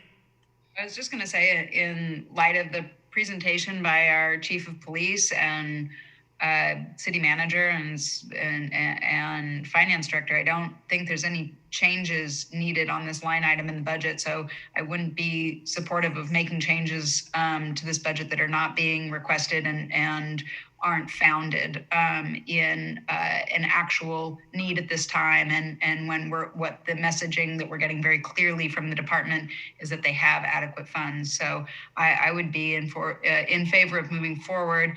And then just in terms of the process, while I have the floor for a moment, I just want to acknowledge that there is a change underway, and sometimes the wheels of government move at a frustratingly slow pace for the citizens, and I understand that. And sometimes they move at a frustrating slow pace for the government, though, whether that's those of us that are elected or those of us that are working for the city.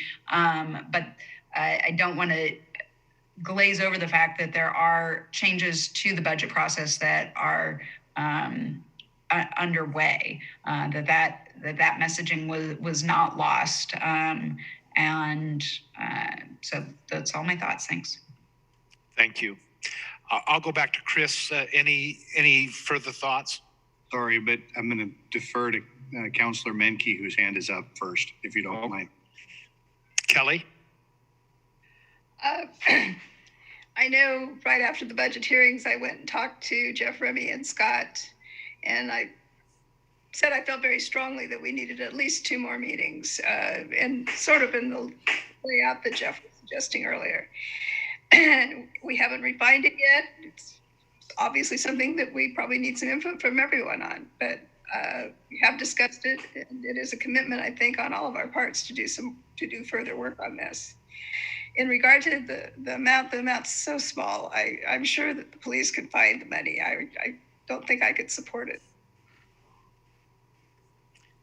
Okay, any other comments? And if not, then Chris, you can weigh in. Go Zach.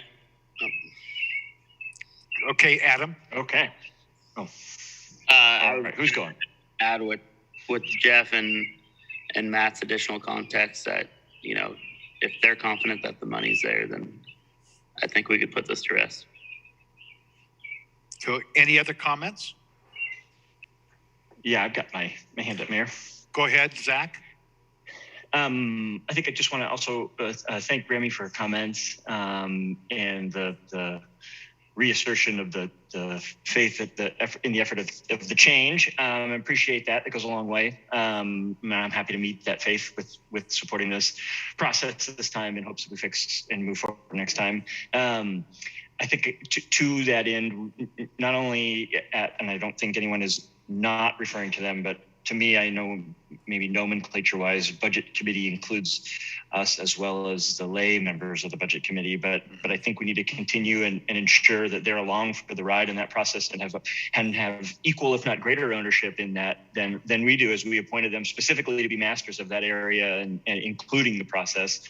And I would also like to recognize budget committee member Phoenix for her letter and time and effort she put into writing that, and I think those were really good. That was really good input, and I hope that as you guys draft your proposed start or the opening salvo and that discussion of how we're going to refine the process, that her words are taken into account, and that group is invited along at that work session or for the following work session after that, maybe once we get our feet under us on discussing what what we're going to look at and examine, but they need to be along for the ride with that, and wanted to make sure that I highlighted Committee Member Phoenix's time, effort, and passion in that letter. Thank you, Councilor Geary. Any other comments? Yeah, I just want to chime in and say, in light of the Chief's comments and Jeff's comments, I also am in agreement that we don't need to hold up the process or change the process at this time. And I am very grateful for the words of Council President. It gives us some indication that this is moving in the direction that we want it to head. So thank you very much for all. Thank you, Councilor. Any other questions? If not, I'm going to move to the motion. I'm going to ask for the adoption of the fiscal year 2021-2022 budget, make appropriations, and impose and categorize property taxes. Do I have a motion? So moved. So moved. A second? Second. Okay, I have the motion moved by Councilor Chenoweth and second by Councilor Garvin to adopt resolution number 2021-46, adopting the 2021-22 budget in the total amount of $124,354,996 for the fiscal year beginning July 1st, 2021, to make the appropriations in the amount of $86,746,350, and to impose and categorize the city of McMinnville's permanent tax rate of 5.02 per thousand assessed value for general obligations and $2,904,650 for debt service. All those in favor, please indicate by saying aye. Aye. Aye. Any opposed, please signify by saying nay. Resolution 2021-46 passes unanimously 6-0. That takes us to the end of our conclusion of our meeting this evening, and it is now I'm in Utah, so I think it's 8:57. If I'm correct. Now we're ready to move to opening our hearing for the urban renewal. So I will call to order the City Council Urban Renewal Agency meeting on June 22nd, 2021. I'll call on Claudia to do a roll call. Councilor Geary. Here and first. Councilor Garvin. Here. Councilor Minke. Present. Councilor Chenoweth. Present. Councilor Peralta. Here. Council President Drapkin. Here. And Chair Hill. Here. What we have is just one item of business this evening, resolution number 2021-02, a resolution adopting the budget for the fiscal year beginning July 1st, 2021, making appropriations and declaring the tax increment. So Jennifer, if you could lead our discussion on this item. Okay. So this, as with the city, this is the culmination of the process that began back in December and January, and to appropriate the actual budget for the McMinnville Urban Renewal Agency. So the resolution before you will adopt the 2021-22 budget, which is beginning the fiscal year July 1, 2021, and it makes appropriations and declares our tax increment in this case. So there have been no changes between what was approved by the Budget Committee on May 24th relative to what's being presented here for adoption by Council. So Again, like with the city budget, enacting this budget allows the city to request and receive our tax increment property taxes, which is by far the largest revenue source supporting the urban renewal programming. So staff recommends that you pass the resolution. Any questions for Jennifer? Seeing none, then I will ask for a motion to adopt the fiscal year 2021-22 budget, making appropriations and declaring the tax increment for this McMinnville Urban Renewal Planned Area. So moved. So moved. Second.